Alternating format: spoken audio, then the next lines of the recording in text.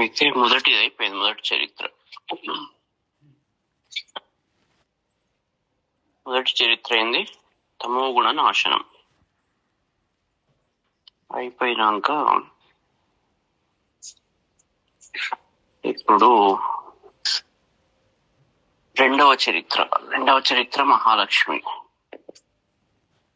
ఇది ఏంది అంటే రజోగుణ శుద్ధి. రజోగుణం లేకుండా కూడా నడవదు. రజోగుణ దాన్ని ఏంటి అంటే శుద్ధి చేయాలి. రజోగుణం ఏంటి అంటే నేను అనే దాని నుంచి వస్తుంది అన్నట్టు. కాబట్టి నేను అంటే అర్థం ఏంటి, దాన్ని శుద్ధి చేసుకోవాలి.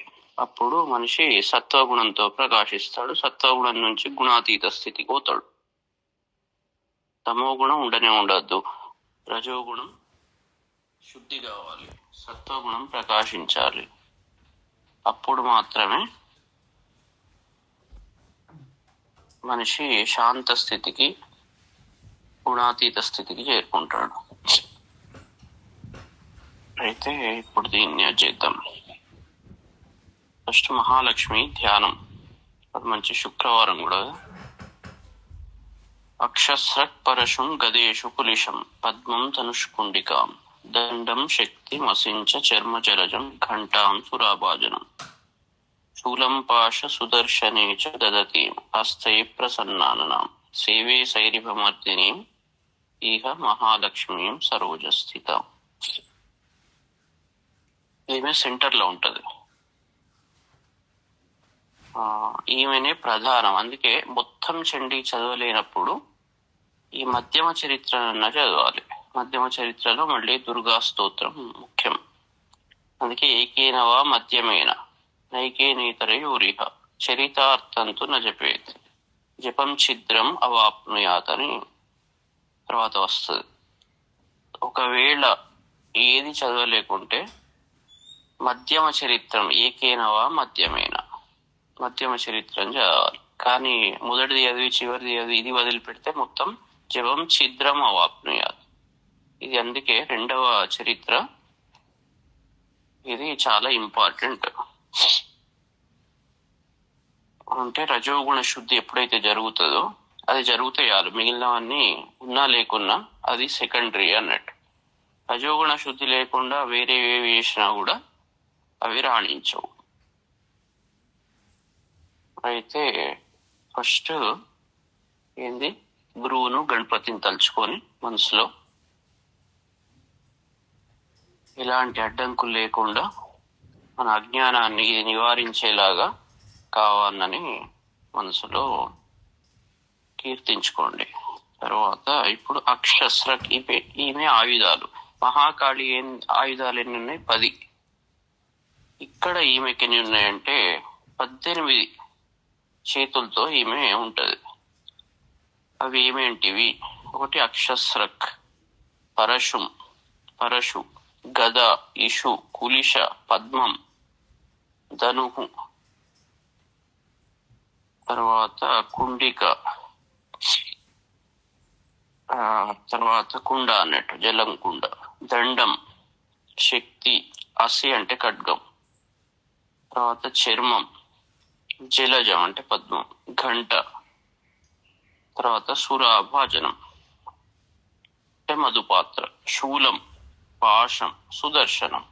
ఈ 18 ఆయుధాలను దదతీం ధరించిన దేనితో అంటే హస్తై చేతులతో, ప్రసన్నాననాం ఆమె ముఖం ఎట్లా ఉంది అంటే ప్రసన్న వదనంతో ఉన్నది.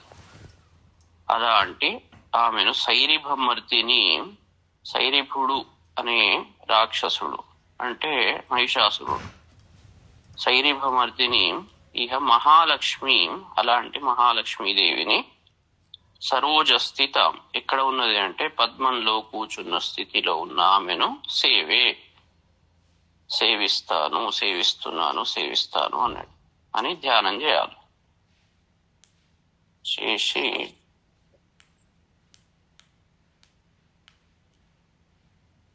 ఇప్పుడు ఏంటంటే అహంకారం పూర్తిగా పోవాలంటే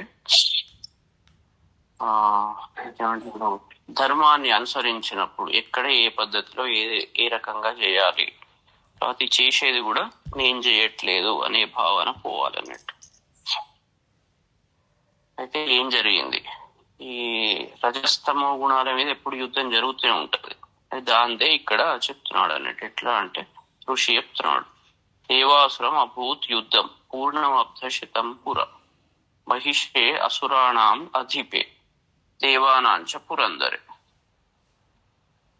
100 సంవత్సరాలు ఇదివరకు పూర్వకాలంలో, పూర్ణం అబ్ధశతం అంటే 100 సంవత్సరాలు మొత్తం అంటే పరిపూర్ణంగా, దేవాసురం అంటే దేవతలకు రాక్షసులకు సంబంధించిన యుద్ధం అభూత్ యుద్ధము జరిగినది. అప్పుడు ఏమైంది, ఆ యుద్ధంలో మహిషే అసురాణం అధిపే, మహిషాసురుడు రాక్షసులకు రాజుగా ఉంటుండగా అన్నట్టు. ఇది సతీ సప్తమి. అది ఉంటుండగా అభూత్ దేవానాంచ పురందరే, దేవతలకు ఇంద్రుడు అధిపతిగా ఉంటూ ఉండగా, వాళ్ళిద్దరూ ఆ విధంగా నాయకత్వం వహిస్తూ ఉండగా దేవాసురం యుద్ధం అభూత్. ఎప్పుడు పుర, ఎంతసేపు అంటే పూర్ణమబ్ధశతం అట్లా. తత్రాసురైర్ మహావీర్యై దేవ సైన్యం పరాజితం చిత్వాచ సకలాన్ దేవాన్ ఇంద్రో అభూత్ మహిషాసుర. మహిషాసుర అప్పుడు ఏం చేశాడు, జిత్వా గెలిచాడు. ఎవరిని, సకలాన్ దేవాన్ అందరు దేవతలను గెలిచి ఇంద్ర అభూత్ ఇంద్రునిలాగా అయ్యాడు.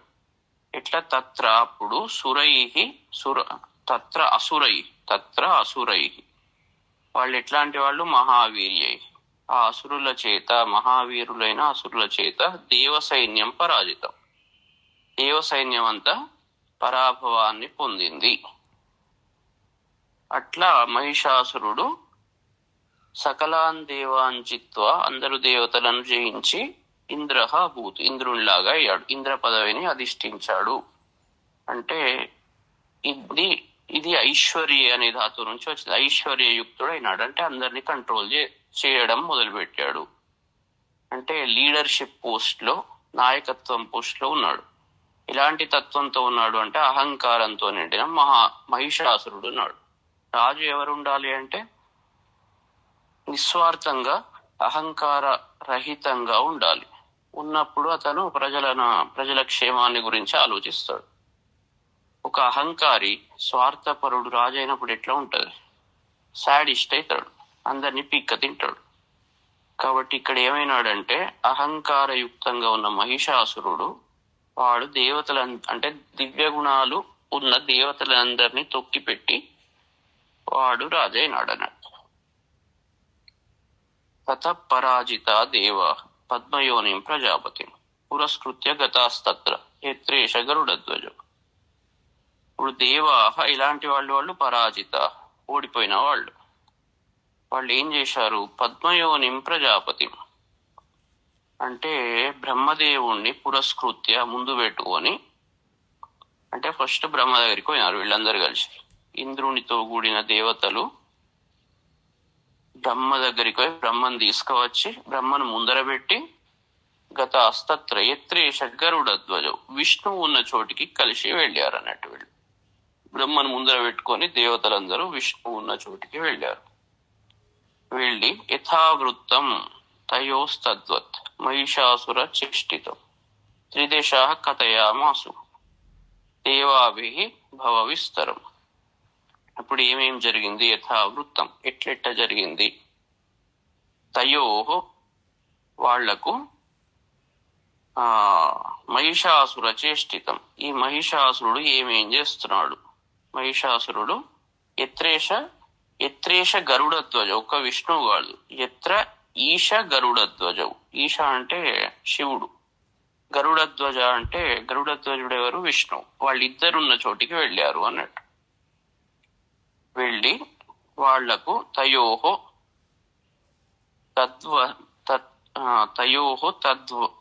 తద్వత్ మహిషాసుర చేష్టితం మహిషాసురుని చేష్టలన్నీ చెప్పారు, ఏమేం జరిగింది అని.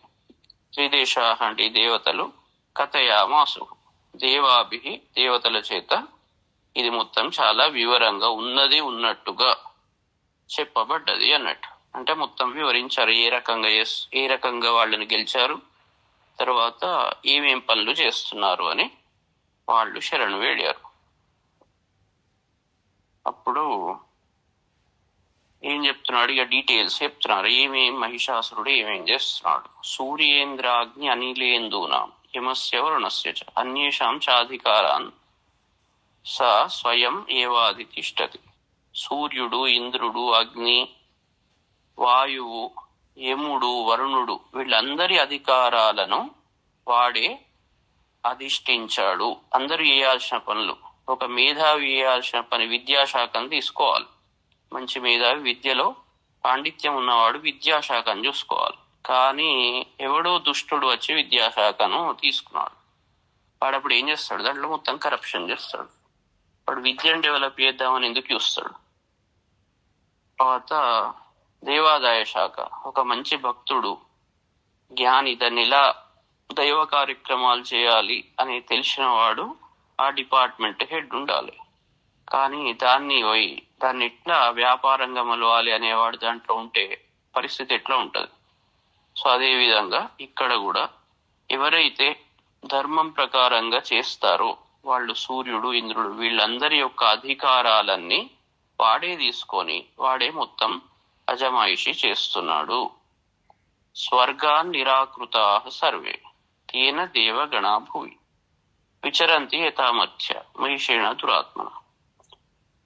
స్వర్గాన్ నిరాకృతా సర్వే, స్వర్గం నుంచి వీళ్ళందరూ దేవగణా సర్వే తేన వాణి చేత భూవి స్వర్గం నుంచి నెట్టివేయబడి అంటే పంపబడి ఎక్కడికి వచ్చారు అంటే భూమి విచరంతి, భూమి మీద విచరిస్తున్నారు. దేవతలందరూ స్వర్గంలో ఉండాల్సిన వాళ్ళు మామూలు మనుష్యుల్లాగా అంటే మంచి బుద్ధి ఉన్న వాళ్ళు మేధావులందరూ మామూలుగా అది చేస్తున్నారు. దుష్టులందరూ రాజ్యం చేస్తున్నారు అని ఇక్కడ చెప్తున్నాడు అన్నట్టు. స్వర్గాత్ నిరాకృత సర్వే తేన అంటే వాణి చేత, మహిషాసురుని చేత, దుష్టుడైన అహంకారి చేత వాడు దేవతలందరినీ ఎక్కడ ఉండాలనో అక్కడ వాళ్ళ పనులు చేయనీయకుండా అందరినీ వెళ్ళగొట్టాడు. వాళ్ళు మామూలు మనుషుల్లాగా యథామర్త్య మహిషేణ దురాత్మన, ఈ దురాత్ముడైన మహిషాసురుని చేత వీళ్ళందరూ నెట్టివేయబడి స్వర్గం నుండి మామూలు మనుషుల్లాగా భూలోకంలో సంచరిస్తున్నారు అని చెప్తున్నాడు. ఏతద్వహ కథితం సర్వం అమరారి విచేష్టితం శరణం వహ ప్రపన్నాస్ము వదస్తస్య విచింత్యత. అయితే ఇదంతా మొత్తం చెప్పా. ఏతద్వహ అంటే వీళ్ళు ఎవరైతే ఉన్నారో, వహ అంటే మేము, ఏతత్ కథితం ఈ విధంగా సర్వం అమరారి విచేష్టిత, అరి అంటే శత్రువు అన్నట్టు, దేవతలకు శత్రువు అయిన మహిషాసురుని యొక్క ఈ చేష్టలు వెకిలి చేష్టలు అన్నట్టు. వెకిలి చేష్టలు అంటే చెండాల పనులు, అవన్నీ మొత్తం చెప్పాను. మేము మీ శరణాన్ని చొచ్చాము. వదహ తస్య వదహ విచింత్యత, వాణ్ణి ఏ విధంగా చంపాలి మీరు ఆలోచింతురుగాక అని మిమ్మల్ని శరణు వేడి మేమే ప్రసన్నాన్ని పొందామంటే ఇక మీరు ఉన్నారు కాబట్టి మీరున్న ధైర్యం మాకున్నది, మీరు చూసుకుంటారు, మీకు చెప్పాల్సింది చెప్పాం, అంటే మీరు చూసుకోండి, వాడిని ఎట్లా చంపాలి అని మీరు ఆలోచించాలి అని చెప్పారు అన్నట్టు. అయితే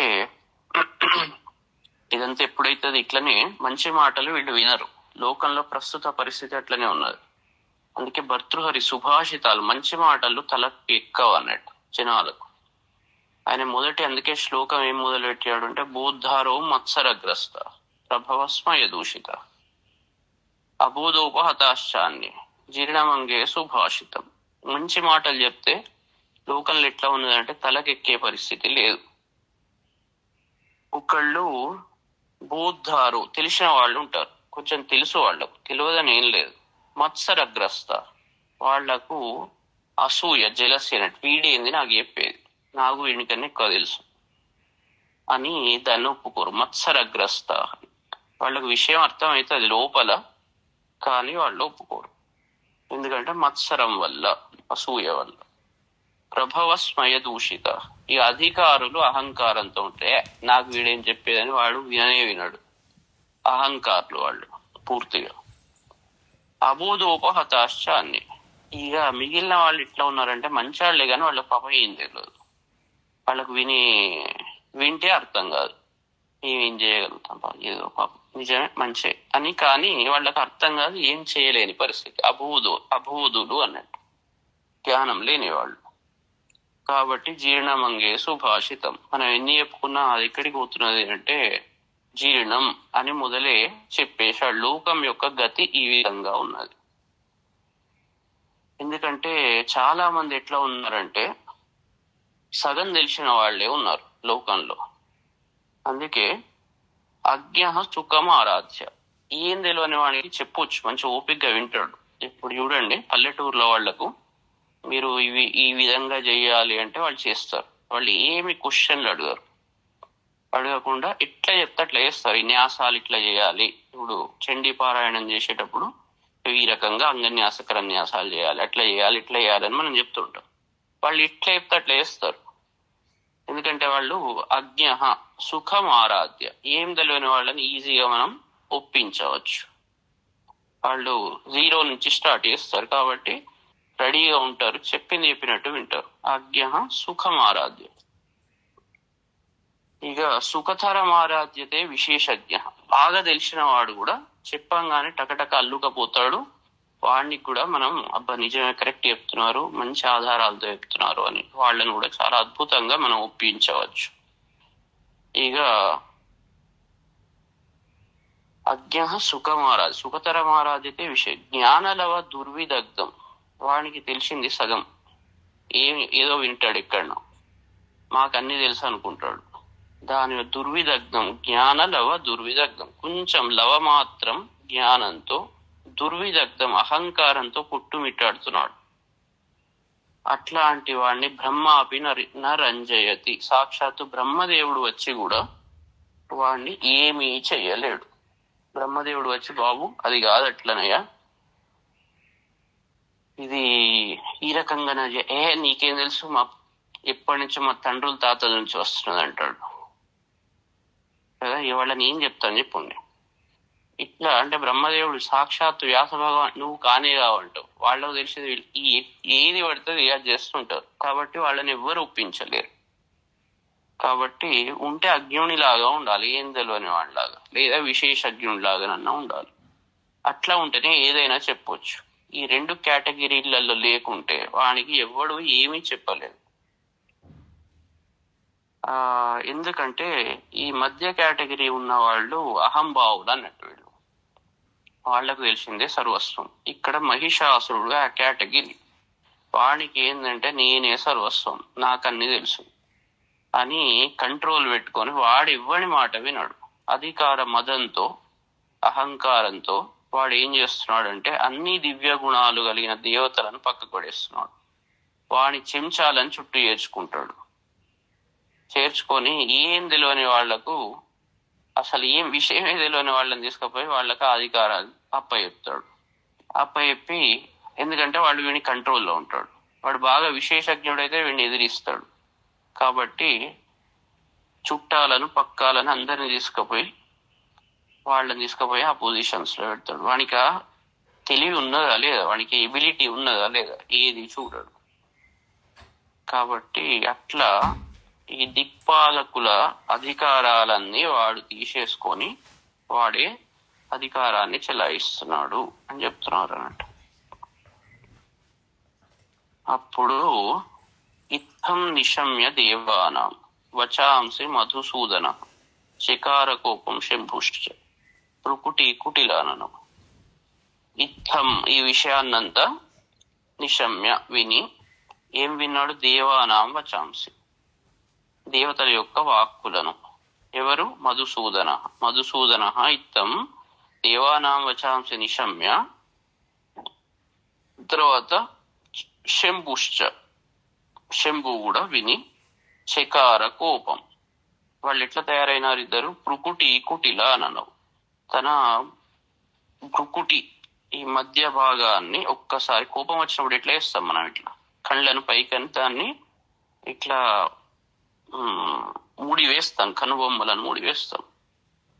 అది కుటిల అనవు, భృకుటి కుటిల అనవు. కనుబొమ్మలు ముడిపెట్టి ఈ రాక్షసుని మీద, వీడి చేష్టల మీద ఒక్కసారి ఆగ్రహాన్ని వ్యక్తం చేశారు. కోపం చకార, క్రోధాన్ని చూపెట్టారు. క్రోధం కూడా రజోగుణమే, కానీ ఒకసారి తమో గుణం అంటారు, ఒకసారి రజోగుణం, అహంకారం నుంచి వస్తుంది. కానీ ఇక్కడ వచ్చే క్రోధం ఏదైతే ఉంటుందో, ఈ క్రోధం అధర్మ నాశనానికి చూపెట్టబడ్డది. నరసింహస్వామి, నరసింహుడు క్రోధం చూపెట్టాడు. చూపెడితే ఎందుకు, పర్పస్ ఏంటి అనేది చూసుకోవాలన్నట్టు. పర్పస్ అధర్మ నాశనం, దుష్ట శిక్షణ. కాబట్టి దుష్ట శిక్షణ కోసం చేసే ఈ గుణం ఇది మంచిదే, ఉత్తమ లక్షణంగా ఇది పరిగణింపబడుతుంది. కాబట్టి ఇది గుణమే గాని దోషము కాదు. ధర్మం మీద కోపం, క్రోధం చూపెడితే అప్పుడు తప్పు. వాడు మంచి పని చేస్తే ఎందుకు చేసేవారని, నేను ఏం చెప్పాను, ఏం చేసావు అని వాడిని తిడితే అది తప్పు. కానీ వీడు ధర్మసమ్మతంగా అధర్మ మార్గంలో ఉన్న వాళ్ళ మీద చేసే క్రోధం ఏదైతే ఉంటుందో అది లక్షణమే గాని, అంటే గుణమే గాని దోషం కాదు. కాబట్టి వీళ్ళు ఏం చేశారు, ఇద్దరు, శివుడు తర్వాత విష్ణు, ఇద్దరు ఒక్కసారి ఉగ్రమైనారు. తతోతి కోపపూర్ణస్య చక్రీణో వదనాత్ తతః నిశ్చక్రామ మహత్తేజో బ్రహ్మణస్య శంకరస్య చ. అతి కోపపూర్ణస్య, అతి కోపంతో ఉన్న చక్రిణ వదనాత్ తతః, అతని ముఖము నుండి, బ్రహ్మణ శంకరస్య చ, బ్రహ్మదేవుడు, శంకరుడు, విష్ణు వీళ్ళ ముఖాల నుండి, ముగ్గురు ఉగ్రమైనారు. ఒక్కసారి ముగ్గురు ఏకంగా ఒక్కటేసారి ఉగ్రమయ్యే వరకు వాళ్ళ ముఖం నుండి ఒక పెద్ద తేజము బయటికి వచ్చింది. వాళ్ళు ఉగ్రంగా అందరి ఫేసులు మాడిపోతాయి. మనం నవ్వుతే పక్కవాడు నవ్వుతాడు, మనం కోపంగా ఉంటే వాళ్ళ ఫేసులు కూడా అట్లనే అవుతాయి. మనకు సపోర్ట్ చేసిన వాళ్ళ ఫేసులు అదే మూడ్లో ఉగ్రం అవుతాయి, విరుద్ధంగా ఉంటే మాడిపోయినట్టయితే. కాబట్టి ఇక్కడ ఎట్లా అంటే వీళ్ళందరూ ఒక్కసారి ఏకం, చాలా తప్పు చేస్తున్నాడు వీడు, ఈ దుష్టుడు అని ఒక్కసారి ఈ వాళ్ళ ప్రవర్తన చూసి కోపం వచ్చింది. ఒకటేసారి కోపం వచ్చింది రాగానే దాంట్లో నుంచి మహత్తేజ, ఒక ఉగ్ర తేజము బయటికి వచ్చింది. నిశ్చక్రామ అంటే బయలుదేరింది, బయటికి వచ్చింది. అన్యేషాం చైవ దేవానాం శక్రాదీనాం శరీరత, మిగిలిన దేవతలు ఎవరైతే ఉన్నారో, శక్రాదులు అంటే ఇంద్రుడు మొదలైన వాళ్ళు, ఆ దేవతల శరీరం నుండి నిర్గతం సుమహత్ తేజ తచ్చైక్యం సమగచ్చత, వాళ్ళ శరీరాల నుండి కూడా ఆ తేజము బయటికి వచ్చి అది ఏమైంది అంటే అన్ని కలిపి ఒక్కటిగా తయారైంది.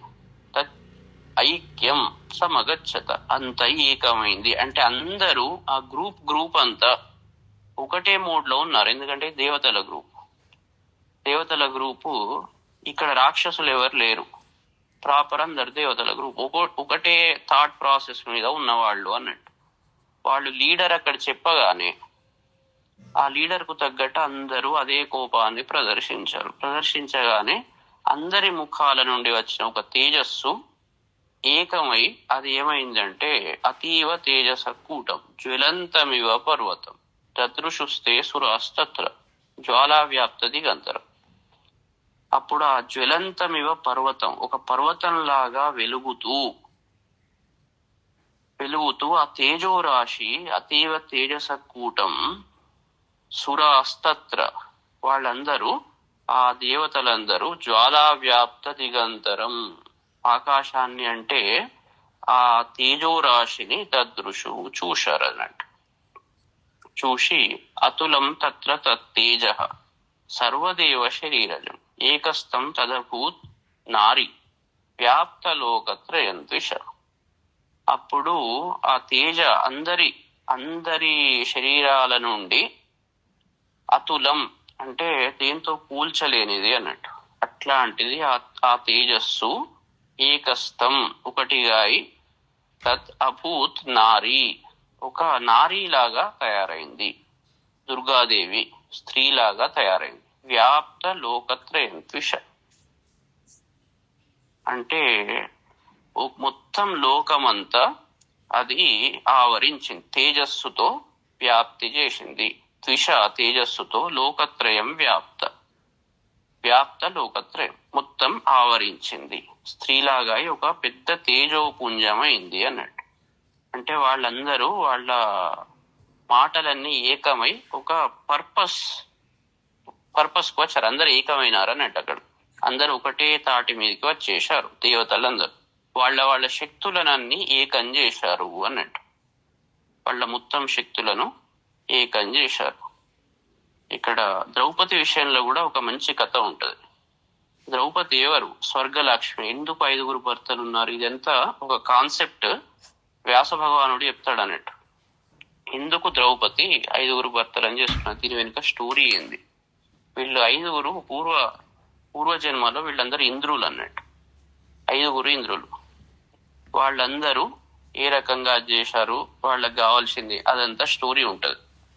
అట్లనే ఇక్కడ కూడా ఈ దేవతలందరూ కూడా ఎవరైతే ఉన్నారో వాళ్ళ ఒకటే పర్పస్, సింగిల్ పర్పస్, ఎక్కడ కూడా తేడా లేదు.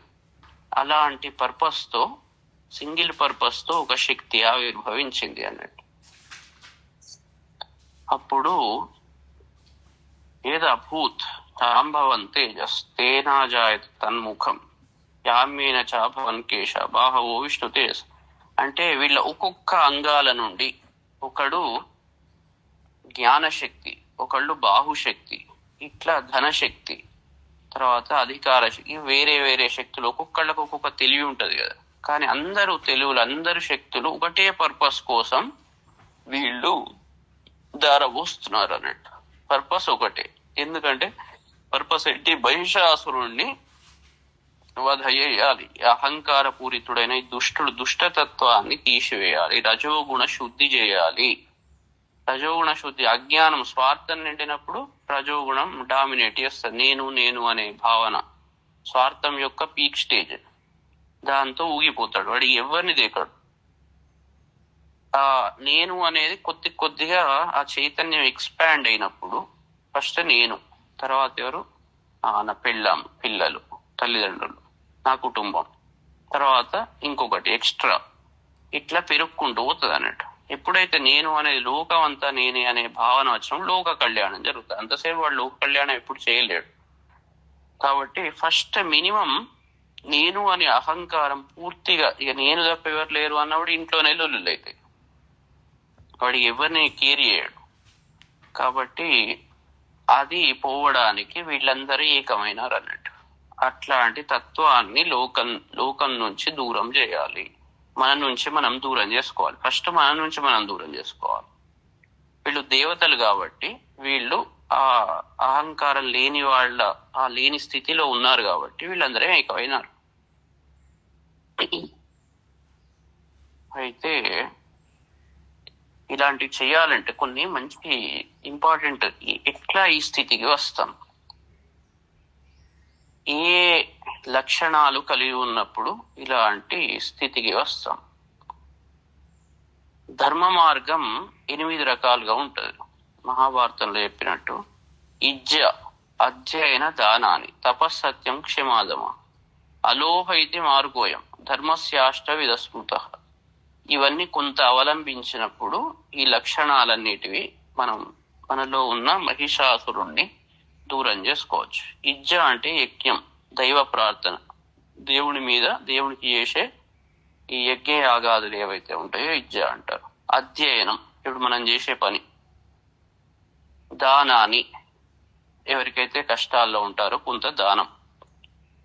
తపస్సు అంటే నిరంతరం దాని గురించి ఆలోచించడం. సత్యవాక్కు, సత్యం అంటే దాంట్లో కూడా 3 ఉంటాయి. ఆ 3 సత్యాలు. పరమాత్మనే సత్యం, అనే యొక్క దాన్ని స్టిక్ అవ్వడం. క్షమ ఓర్పు. దమ ఇంద్రియ నిగ్రహం. అలోభ అంతా నాకే కావాలి అని ఆ మార్గం వదిలిపెట్టడం. ఇలాంటి లక్షణాలను ఎప్పుడైతే మనిషి అవలంబిస్తాడో అప్పుడు మనిషికి శాంతి అనేది వస్తుంది. అవి లేనంత వరకు క్షేమ ఎవడన్నా కొంచెం అనంగా కథ వానికి ఓపిక ఉండదు, మొదలు పెడతాడు. ఇట్లా ఒక్కొక్కటి మనం ఏం చేస్తాయంటే ఈ లక్షణాలన్నీ అష్టవిధ శక్తులు అనుకోండి రక్షిస్తూ ఉంటాయి మనం. అప్పుడు అహంకారం అనేది రాదు.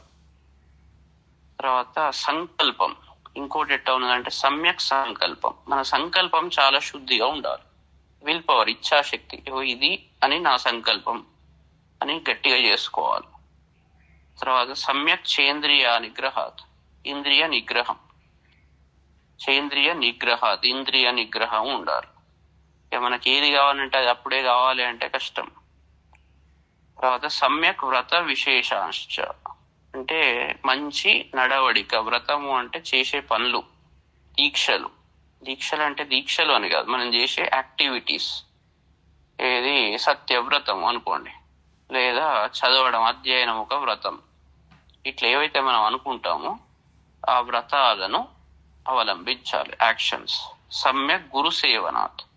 సమ్యక్ చ గురు సేవనాథ్. గురుసేవ వల్ల అజ్ఞానం తొలగిపోయి మనం రైట్ మార్గంలో.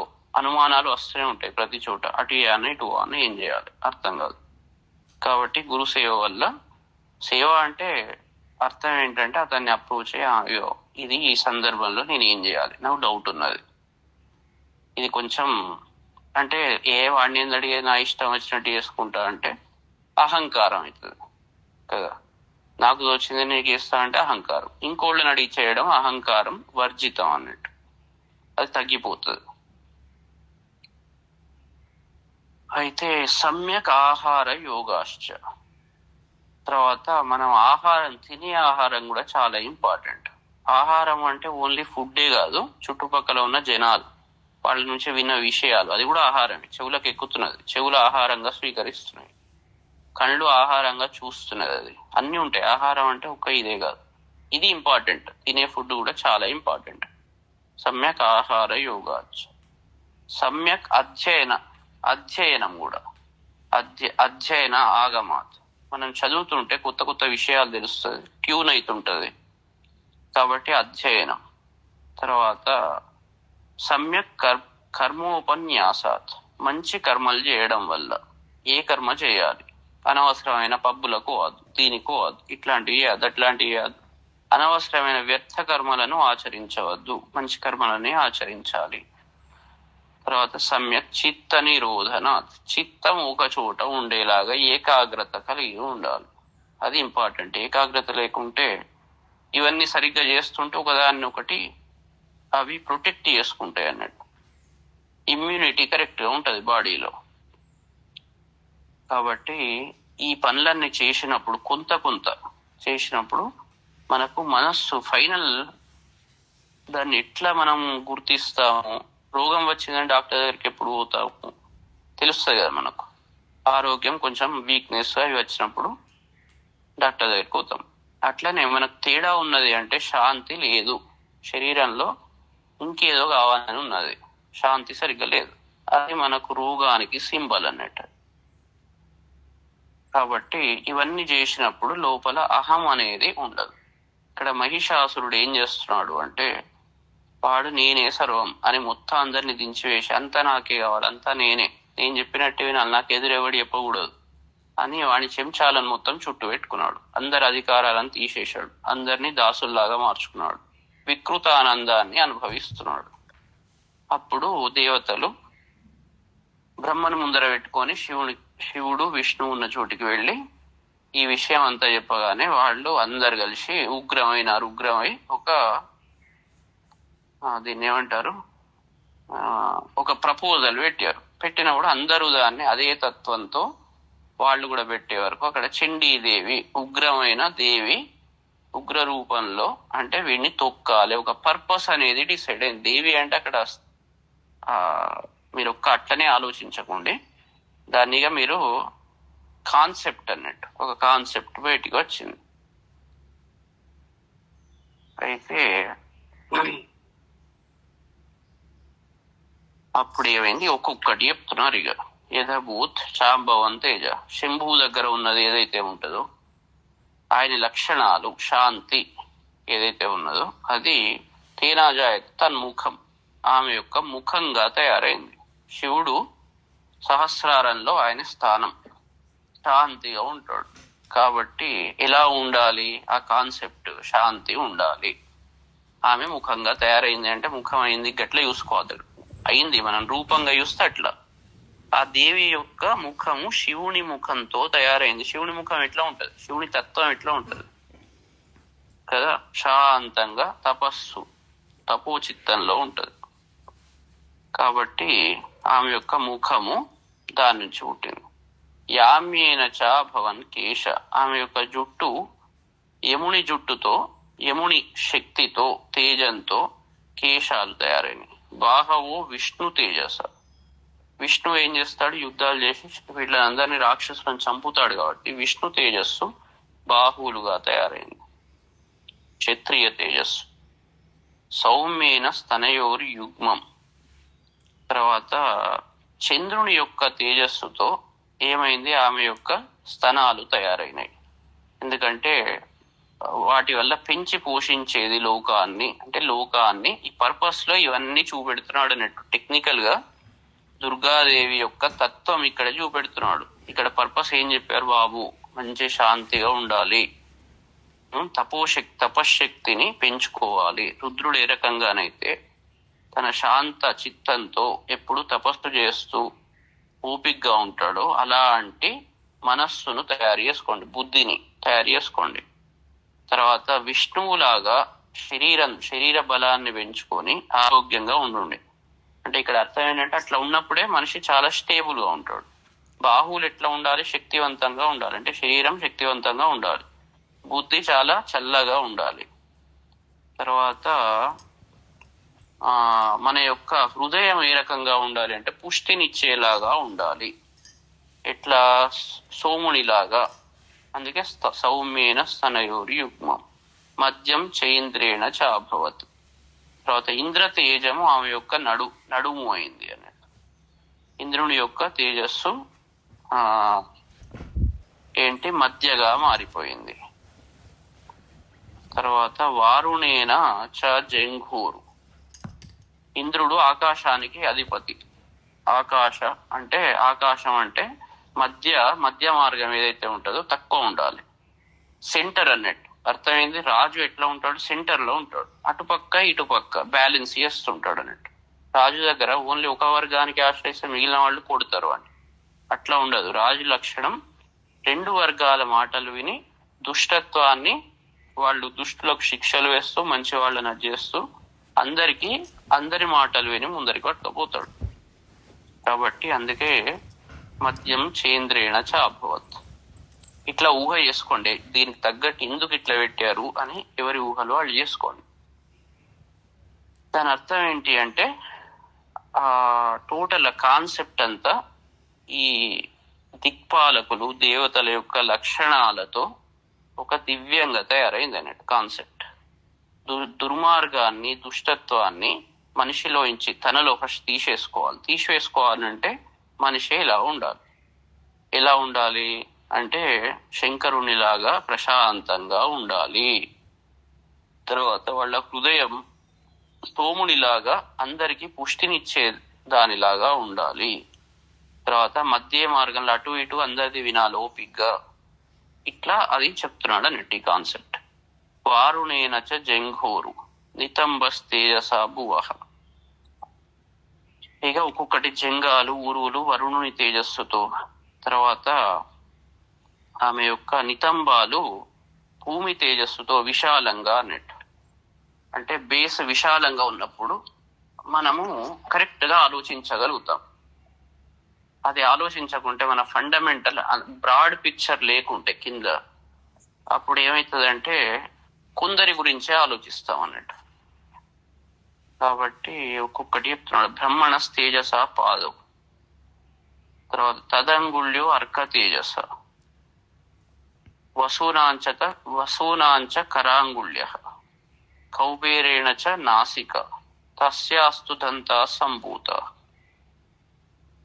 ఆ ప్రాజాపత్యేన తేజస, పాదాలు బ్రహ్మ తేజస్సుతో, తర్వాత పాదాంగుళ్ళు సూర్య తేజస్సుతో, తర్వాత కరాంగుళ్ళు వసువుల తేజస్సుతో, తర్వాత కుబేరుని తేజస్సుతో ముక్కు, తస్యాస్తుదంత ప్రజాపతి తేజస్సుతో దంతాలు, తర్వాత పావక తేజస్సు అగ్ని తేజస్సుతో ఆమె యొక్క కళ్ళు, నయన తృతీయం 3 కళ్ళు, తర్వాత భ్రూ మధ్య సంధ్యా తేజస్సు, తర్వాత చెవులు అనిల వాయు తేజస్సు. ఇట్లా అన్యేషాంచైవ దేవానాం సంభవస్తేజసాం శివ. ఇలా అందరి దేవతల యొక్క ఆ తేజస్సుతో ఆ దేవి సంభవ పుట్టింది అన్నట్టు. ఆమె పుట్టి తతస్సమస్త దేవానాం తేజోరాశి సముద్భవ. అట్లా అందరు దేవతల యొక్క తేజస్సుతో ఈ తేజోరాశి సముద్భవం. తాం అలాంటి ఆమెను తాం విలోక్య చూసి ముదం ప్రాపు ఆనందాన్ని పొందారు. ఎవరు? అమరా దేవతలు. ఎట్లాంటి వాళ్ళు మహిషాసురుణ్ణి చంపదలుచుకున్న వాళ్ళు, చంపడానికి సిద్ధమై అందరు కలిసి ఏకమై ఈ దేవతలు ఆ దేవిని చూసి చాలా సంతోషించారు. అంటే వీళ్ళ ప్రపోజల్ మొత్తం ఏదైతే ఉన్నదో ఆ దేవి రూపంలో కనబడుతున్నది. ఇక్కడ ఆమె లక్షణాలు ఏంటి? ఇలాంటి పనులు చేస్తుంది ఆమె. అంటే ఈ పనులు చేస్తుంది, అహంకారాన్ని నిర్మూలన చేస్తుంది, ఆమె హృదయం చల్లగా మంచి వాళ్లను రక్షించేలాగా ఉంటుంది. ఇట్లా ఆ దుర్గాదేవిని ఇప్పుడు ఊహించుకోండి ఎట్లా ఉంటది అనేది. అందరు దేవతల మంచి లక్షణాలు కలిసి ఏకమై దుష్ట నిర్మూలనకు పుట్టిన దేవత దుర్గాదేవి. అప్పుడు శూలాద్వి నిష్కృష్య దదౌ తస్యై పినాకధృత్. పినాకధృత్ ఎవరైతే ఉన్నారో శివుడు తస్యై ఆమె కొరకు ఏం చేశాడు? శూలం వినిష్కృత్య, తన శూలం నుంచి ఒక శూలం తీశాడు అన్నట్టు. తీసి ఆమెకి ఇచ్చాడు. దదౌ ఇచ్చాడు. ఇంకొక అదే తన శూలంతో సమానమైన తేజాన్ని బయటికి తీసి దాన్ని ఆమెకు ఆయుధంగా ఇచ్చాడు. చక్రంచ దత్తవాన్ కృష్ణ సముత్పాద్య స్వచక్రత. కృష్ణుడు అంటే విష్ణువు ఏం చేశాడు? స్వచక్రత తన చక్రం నుండి సముత్పాద్య తీసి ఏం తీశాడు? చక్రం, ఇంకో చక్రాన్ని తీసి దత్తవాన్ ఆయన ఇచ్చాడు. ఇట్లా వాళ్ళ ఎబిలిటీస్. ఓనికి ధనం ఉంటది, ఫర్ ఎగ్జాంపుల్ వాడు ధనం ఇచ్చాడు అంటే వాడు డూప్లికేట్ అంటే అప్పటికప్పుడు క్రియేట్ చేస్తాడని దాంట్లో ఉన్న కొద్ది భాగాన్ని ఇచ్చాడు అన్నాడు. విద్య ఉన్నవాడు విద్య ఇచ్చాడు. తర్వాత ఇంకోటి ఏదో ఉన్నవాడు వాడు ఇచ్చాడు. ధైర్యం ఉన్నవాడు ధైర్యం ఇచ్చాడు కదా. సేవ అంటే ఒక మంచి పర్పస్ కు పోయినప్పుడు ప్రతి వాళ్ళు వాళ్ళ ఏదైతే శక్తి ఉంటుందో, లేని శక్తిని ఎవరు ఇయ్యలేరు. మన దగ్గర ఏది ఉంటుందో మాటలు చెప్పే తెలివి వాడు దాంట్లో సహాయం చేశాడు చెప్పుకుంటూ. ఒకరి దగ్గర ఏమీ లేదు కానీ మాటల్ని ధైర్యం ఇస్తాడు, ప్రోత్సాహం చేస్తాడు. వాడు ప్రోత్సాహం చేశాడు. ఎవరి దగ్గర ఏ శక్తి ఉంటుందో ఆ శక్తితో ఈ మంచి పర్పస్ కు వాళ్ళు వాళ్ళ శక్తిని వినియోగించారు అన్నట్టు ఇక్కడ. తర్వాత శంకంచ వరుణుడు శంఖాన్ని శక్తిని దదౌ తస్యై హుతాష్ణుడు అగ్నిహోత్రుడు శక్తినిచ్చాడు. మారుతో దత్తవాన్స్ చాపం, వాయుదేవుడు చాపాన్నిచ్చాడు, ధనుస్సును. బాణపూర్ణేత తేషుది, తర్వాత దాంట్లో మొత్తం ఇషుధి ఇచ్చి అమ్ముల పొది దాంట్లో మొత్తం బాణాలను నింపి వాయుదేవుడు ఇచ్చాడు. వజ్రం ఇంద్ర సముత్పాద్య కులిషాద్ అమరాధిప. అమరాధిపుడైన ఇంద్రుడు తన వజ్రాయుధం నుండి వజ్రాయుధం నుండి వజ్రం సముత్పాద్య వజ్రాన్ని తీసి ఆయన ఇచ్చాడు. తదౌ తస్యై సహస్రాక్షు ఘంటాం ఐరావతాత్ గజాత్. సహస్రాక్షుడు ఇతనే ఇంకేమేమి ఇచ్చాడు అంటే ఘంటను, తర్వాత ఐరావతం నుండి ఒక గజాన్ని. ఐరావతాత్ గజాత్ ఆ ఐరావతం గజం నుండి గంటను తీసి అతను సహస్రాక్షుడిచ్చాడు, అంటే ఇంద్రుడు. తర్వాత కాలదండాత్ యమో దండం పాశం చాంబుపతిర్దదవు. యముడు ఏం చేశాడు అంటే తన కాలదండం నుండి దండాన్ని తీసిచ్చాడు. తర్వాత అంబుపతి వరుణుడు పాశాన్ని ఇచ్చాడు, ప్రజాపతి అక్షమాలను ఇచ్చాడు, తర్వాత బ్రహ్మ కమండలనిచ్చాడు. తర్వాత ఇట్లా దివాకరుడు సూర్యుడు సమస్త రోమ కూపేషు, ఆమె యొక్క మొత్తం రోమాల్లో తన నిజరశ్మి తన యొక్క కిరణాలను నింపాడు, ఆమెను తేజోవంతురాలిగా చేశాడు. కాలశ్చ దత్తవాన్ ఖడ్గం, కాలుడు ఖడ్గాన్ని ఇచ్చాడు. ఇట్లా ఒక్కొక్కటు తస్యాశర్మశ్చ నిర్మలం క్షీరోదశ్చామలం హారం అజరే తాంబరే చూడామణిం తథా దివ్యం కుండలే కటకానిచ అర్ధచంద్రం తథా శుభ్రం కేయురాన్సరబాహు నూపురౌ విమలౌ తద్వద్ గ్రైవేయకమనుత్తమం. ఇట్లా విశ్వకర్మ ఏమేమి ఇచ్చాడు? అంగుళీయక రత్నాన్ని సమస్తాస్వంగుళీషుచ విశ్వకర్మ దదౌ తస్యే పరశుంచ అతి నిర్మలం. ఒక్కొక్కళ్ళ ఆమెకు అన్ని రకాలుగా దివ్యమైన ఆభరణాలు విశ్వకర్మ ఇవన్నీ ఇచ్చాడు. అస్త్రాణ్య అనేక రూపాణి తథావేద్యంచ దంశనం అమ్లాన పంకజామ్మాలం శిరస్సురసి చాపరం అదదత్ జలదిస్తస్యై పంకజం. సముద్రుడు ఇలాంటి ఏది పంకజం పద్మాన్ని, అది ఎట్లాంటిది? అతిశోభనం. తర్వాత ఇంకేంది? హిమవాను వాహనం సింహం రత్నాని వివిధాని చ.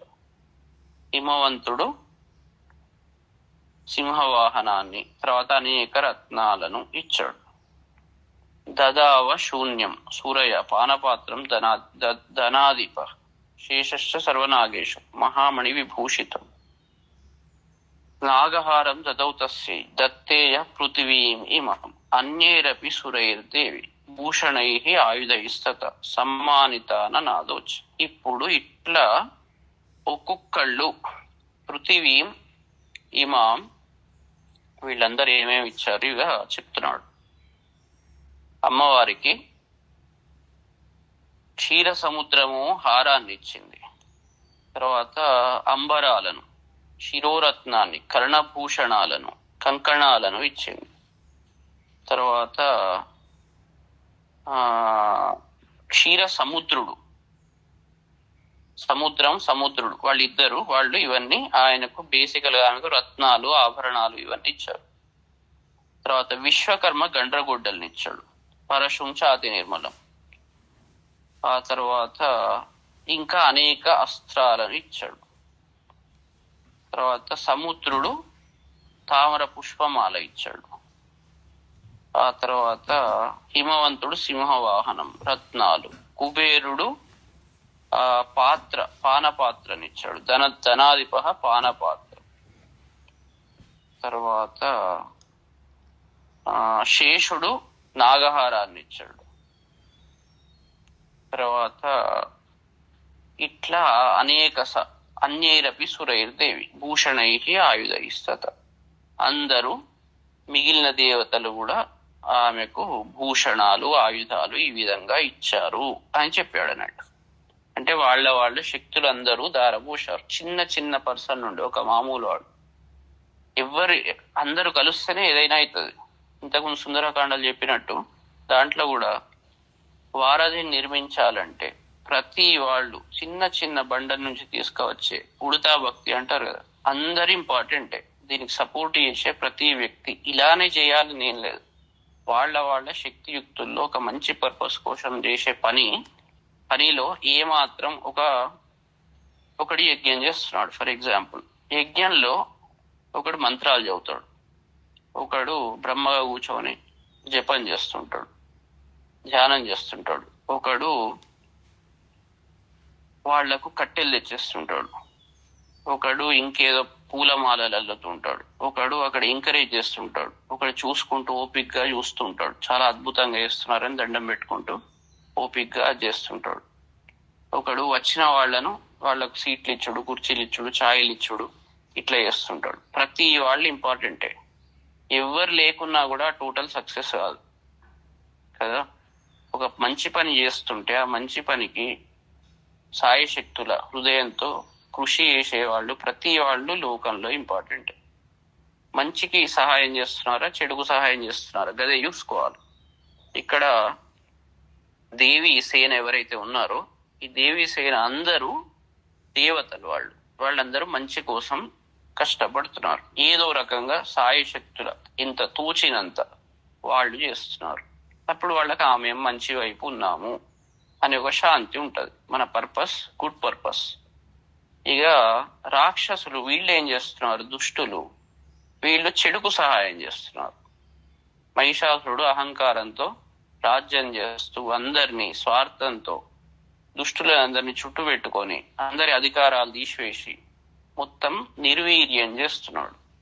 అదొక పార్టీ, ఇదొక పార్టీ. రెండే పార్టీలు ఉంటాయి ప్రపంచంలో, మంచి చెడు.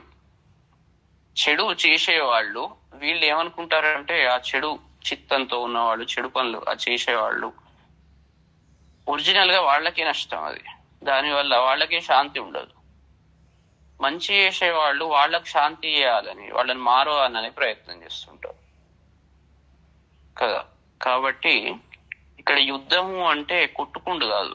యుద్ధము అంటే ఒక మార్పు. ఫస్ట్ తనలో మార్పు తెచ్చుకోవాలి. తనలో కూడా మంచి చెడులు రెండు ఉంటాయి. సో తన మంచి వైపు ఉన్న సంకల్పంతో చెడును నిర్మూలించుకుంటాడు. అప్పుడు శాంతిని వాడు పొందుతాడు. అదే విధంగా వాళ్ళు మొత్తం సంసారంలో కూడా మన చుట్టూ ఉన్న పరిస్థితులను కూడా అలానే మార్చడానికి వాళ్ళకు తోచినంత వాళ్ళు ప్రయత్నం చేస్తుంటారు. ఇది అసలు విషయం అన్నట్టు.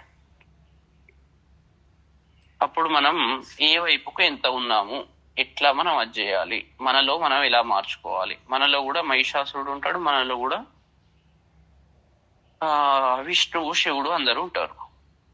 అయితే ఏ శక్తులు డామినేట్ చేస్తే వాళ్ళ రాజ్యం అయిపోతుంది మనది.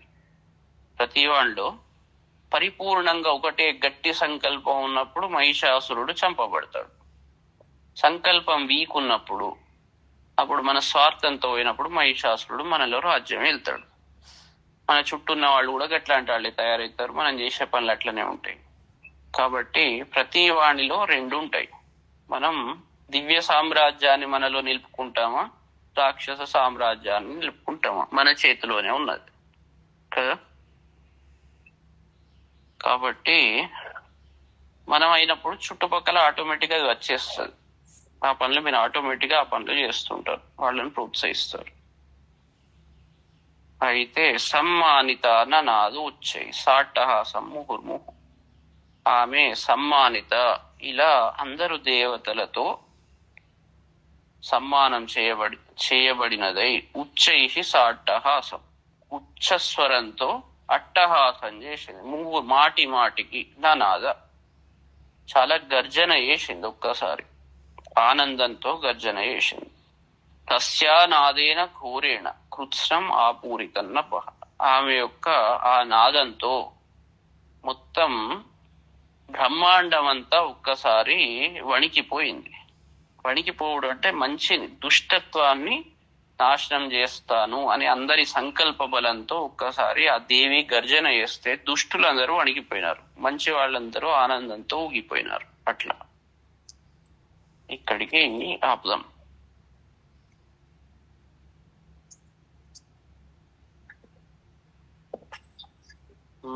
ఇవాళ ఏమైనా డౌట్లు ఉన్నాయా? కొత్త సంవత్సరం మొదలవుతున్నాయి. ఏమైనా డౌట్లు ఉంటే మొదలై తీర్చుకోండి. క్లారిటీ.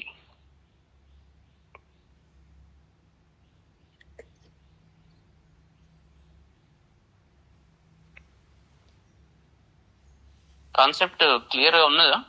అర్థం అవుతుందా?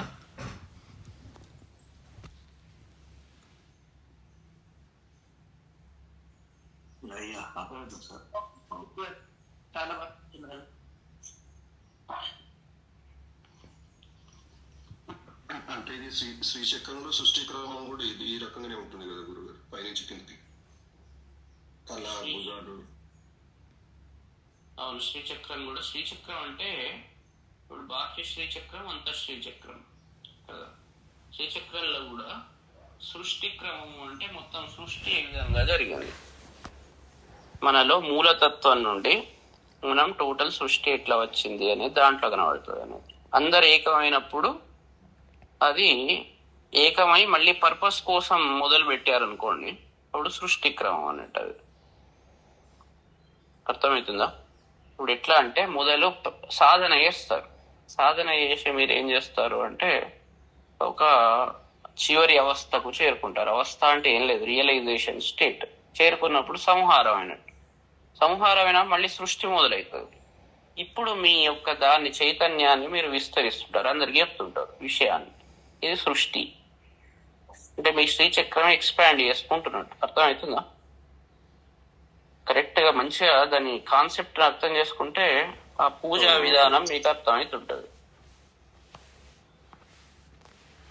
ఫస్ట్ లోపలికి పోతారు, లోపలికి అన్ని అస్త్రాలు తెచ్చుకొని, ఇప్పుడు ఇల్లు ఉన్నది, ఒక ప్రధానమంత్రి భవనం అనుకోండి, ఒక్కొక్క ఆవరణం దాటి లోపలికి పోతారు.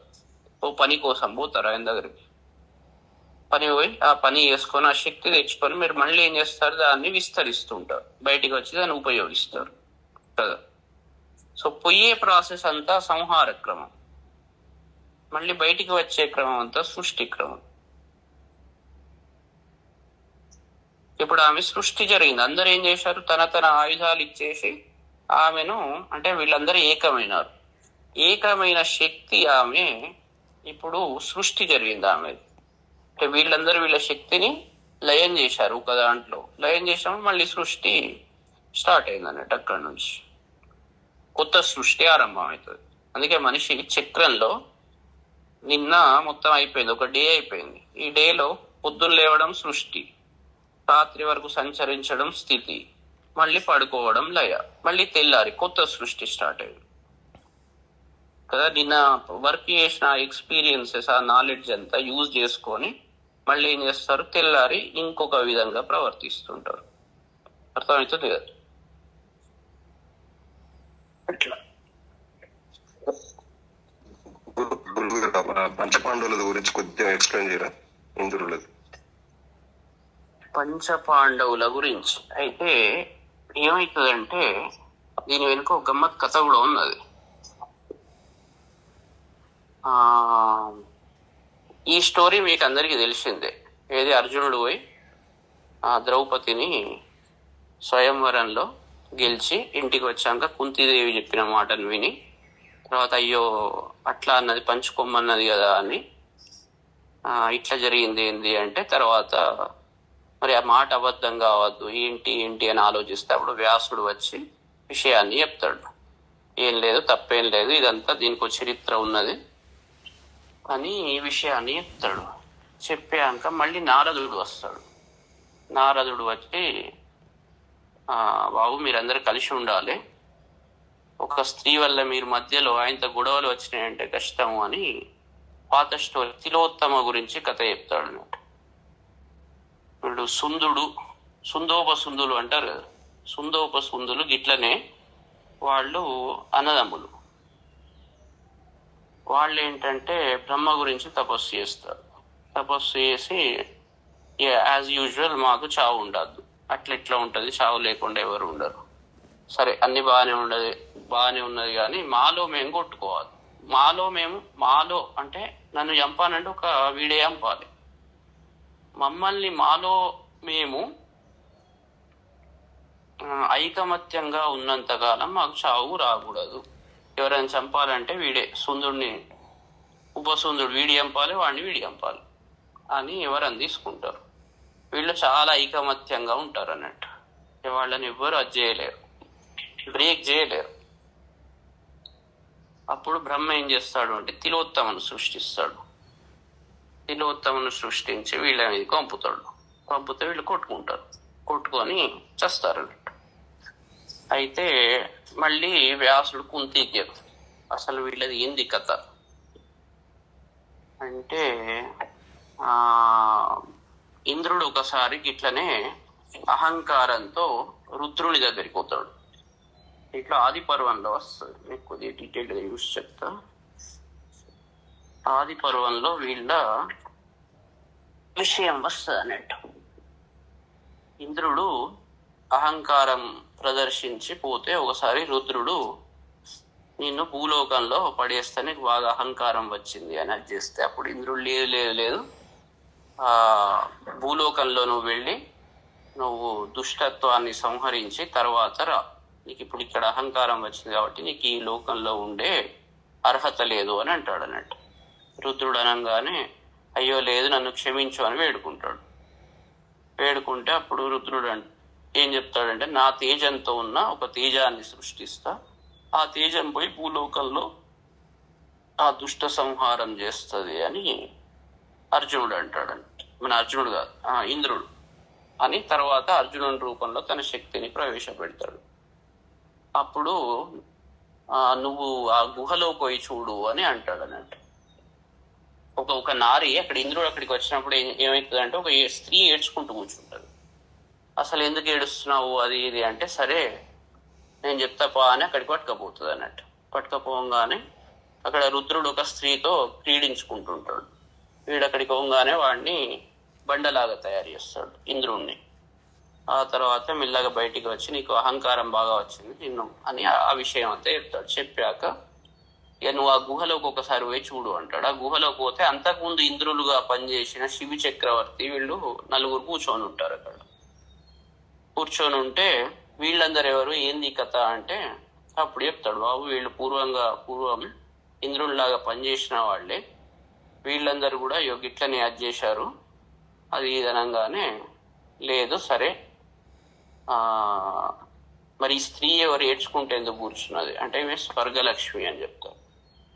చెప్పాక లాస్ట్కి ఏంది అంటే ఫైనల్ తీర్పు ఈ స్వర్గలక్ష్మిని అంటే రాజ్యాధికారాన్ని అన్నట్టు దుష్టత్వాన్ని ఖండించి మంచిదాన్ని స్థాపించడం. దానికోసం ఈ రకంగా మీరు 5గురు భూలోకంలో అవతరిస్తారు అనంట. సో ఈ కథతో ఈ 5గురు కలిసి ఆ స్వర్గలక్ష్మి రూపంలో ఉన్న ద్రౌపదిని పొందుతారు అన్నట్టు. ఆ ద్రౌపది కూడా ఇంకో జన్మలో అదేంది అంటే ఇట్లనే శివుని కోసం తపస్సు చేసి ఒక మహారాజు బిడ్డన ఏదో ఉంటది. అయితే ఆమెకు మహా సౌందర్యవతి కానీ పెళ్లి కాదు. పెళ్లి కాకపోగానే అప్పుడు తపస్సు చేస్తుంది. శివుని కోసం తపస్సు చేస్తే శివుడు వరం ఇచ్చేటప్పుడు నాకు పెళ్లి కావాలని 5 సార్లు అంటారు. మొగుడు కావాలి 5 సార్లు అనే వరకు 5 సార్లు సరే నీకు 5గురు భర్తలు దొరుకుతారు. 5గురు భర్తలు అది ఒక్కడే కావాలి అని మళ్ళీ అంటారు. లేదు నువ్వు 5 సార్లు అన్నావు కాబట్టి నీకు 5గురు భర్తలు దొరుకుతారు అని ఈ స్టోరీ 2 స్టోరీల మిక్స్చర్తో ఇట్లా అయింది అని వ్యాసుడు ఈమెకి చెప్తాడు. ఎవరికి? కుంతీదేవికి చెప్పి ఒప్పిస్తాడు. అట్లా 2-3 కథలు దీంట్లో మిక్స్ అయి ఉన్నాయి. ఒకటేమో ఇప్పుడు చెప్పిన తిలోత్తమ సుందోపసుందుల కథ. నారదుడు వచ్చి వీళ్ళను ఏకం చేస్తాడు అన్నట్టు. మీరు ఎట్టి పరిస్థితుల్లో విరోధం పెంచుకోవద్దు మీ మధ్య అని. ఆ తర్వాత ఈ ఇంద్రుని కథ, రుద్రుని దగ్గరికి పోయి అది చేయడం. తర్వాత 3వది ఇప్పుడు చెప్పిన ఈ స్త్రీ కథ. రాజు బిడ్డనో ఋషి బిడ్డనో ఉంటుంది, అది కరెక్ట్ గుర్తులేదు. అయితే ఆమె శివుని కోసం తపస్సు చేసి వివాహం కోసం ఎట్లా చేస్తే అట్లా ఆ వరం దొరుకుతుంది అన్నట్టు.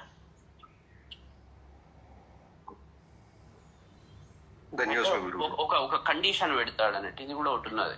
ఏంటి అంటే నారదుడు మీరు ఎప్పుడైతే ఒకళ్ళతో కలిసి ఉంటారో ఇంకొకళ్ళు దాన్ని చూడకూడదు, ఒకవేళ చూస్తే 12 ఏళ్ళు వనవాసం చేయాలి అని కండిషన్ పెడతాడు. ఆ కండిషన్ పెడితే ఆ కండిషన్తో అప్పుడు మీ మధ్య యుద్ధం రాదు, ఎలాంటి అది రాదు, మనస్పర్ధలు రావు అని నారదుడు వాళ్ళను ఒప్పించి అట్లా ఏకీకృతం చేస్తారు. అట్లా ఇక్కడ ఏంటి అంటే ఈ సిచ్యువేషన్ లో మన దుర్గాదేవి విషయంలో అందరూ కలిసి, అందరూ దేవతలు, దివ్య లక్షణాలు ఉన్న వాళ్ళందరూ కలిసి ఒకటే భావంతో, వాళ్ళ భావం ఒకటి, ధర్మ సంస్థాపన అర్థాయ సంభవామి యుగే యుగే అని అందరు కలిసి ఒకే భావంతో ధర్మస్థాపన చేయాలి. ధర్మస్థాపన చేయాలంటే ఏం చేయాలి, ఏమేమి లక్షణాలను ప్రదర్శించాలి, మన మిషన్ ఎట్లా ఉండాలి అట్లా అన్నట్టు. మన శరీరంలో కూడా మన భావాలు కూడా అన్ని ఏకీకృతం కావాలి. ఒకటి ఒక మహిషాసుర లక్షణాలు, ఒకటి మంచి లక్షణాలు ఉంటే రెండింటి మధ్య కొట్టుకుండే అవుతుంది. మనం శాంతి ఉండలేము. శాంతి ఎప్పుడు వస్తుంది అంటే మనిషికి ఒక క్లియర్ ఆలోచన ఉన్నప్పుడు శాంతి వస్తుంది. విరుద్ధమైన ఆలోచనలు వస్తే ఓదానికి పోటీ అయినాయి అనుకోండి, శాంతి ఉండదు. ఒకవైపు ఇది చేస్తాం, ఒకవైపు ఇంకోటి చేస్తే రెండింటి మధ్య యుద్ధం జరుగుతుంది. శాంతి అనేది ఉండదు. శాంతి కావాలంటే ఫస్ట్ మనం ఒకటే భావనతో ఉండాలి కదా. చాలా సింపుల్. ఒక భావన చాలా క్లియర్ అది ఉన్నప్పుడు, సంకల్పం ఉన్నప్పుడు శాంతి అనేది వచ్చేస్తుంది. రెండు కొట్టుకుంటే మాత్రం శాంతి ఉండదు ఆలోచనలు. ఇంట్లో కూడా అంతే కదా. ఒక పర్పస్, సేమ్ పర్పస్ అందరు ఉన్నప్పుడు అందరు బాగుంటారు. విరుద్ధమైన పర్పస్ తో ఉన్నారంటే కొట్టుకుంటారు కదా. కాబట్టి ఐకమత్యంలోనే కలదు సుఖం.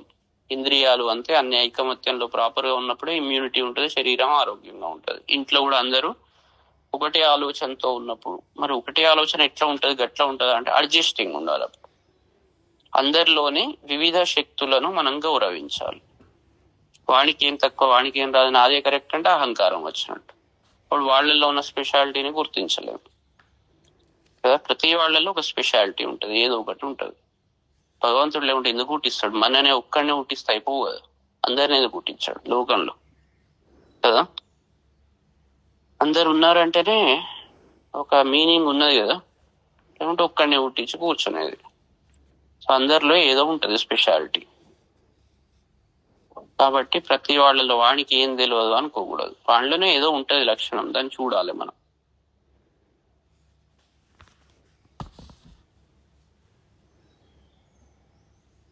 ఇంకా ధన్యవాదాలు గురుగారు. గుడ్. శాంతి బాగా వచ్చినప్పుడు ఏం క్వశ్చన్లు ఉండవు మరి. అంటే అట్లీస్ట్ భయం ఉండదు, ఫ్యూచర్ గురించి ఆలోచన ఉండదు. చాలా క్లారిటీ, హై క్లారిటీలో ఉన్నప్పుడు అధిక శాంతి అంటే అధిక శాంతి. అంటే దీంట్లో కూడా ఒకటి ఉంటది, దీన్ని ఒక భర్తృహరిది ఒకటి చూడాలి. శాంతి అంటే చేత ఉత్తరం కూర్చుండు కాదు. దీని ఆలోచనలు కూడా ఒకటి చెప్తాడు. ఏం చెప్తాడంటే మన భావాలు కూడా అందరి దగ్గర ఒకటేలాగా ఉండవు. ఇప్పుడు తప్పు పని చేస్తుంటే సర్లే అని వదిలిపెట్టడం కూడా తప్పే. ఒక దుష్టుడు వస్తే వాడి దగ్గర మనం మంచిగా మాట్లాడితే కూడా తప్పే. అందుకే ఎట్లా ఉండాలి అంటే దాక్షిణ్యం స్వజని, మన స్వజనలో యందు దాక్షిణ్యం ఉండాలి. అంటే ఒక రకమైన రైట్ యాటిట్యూడ్. తర్వాత దయా పరిజనే, చుట్టుపక్కల ఎవరైతే మనం సేవిస్తుంటారో వాళ్ళ మీద కరుణ ఉండాలి. శౌర్యం సదా దుర్జని, దుర్జనుల మీద శౌర్యమే ఉండాలి.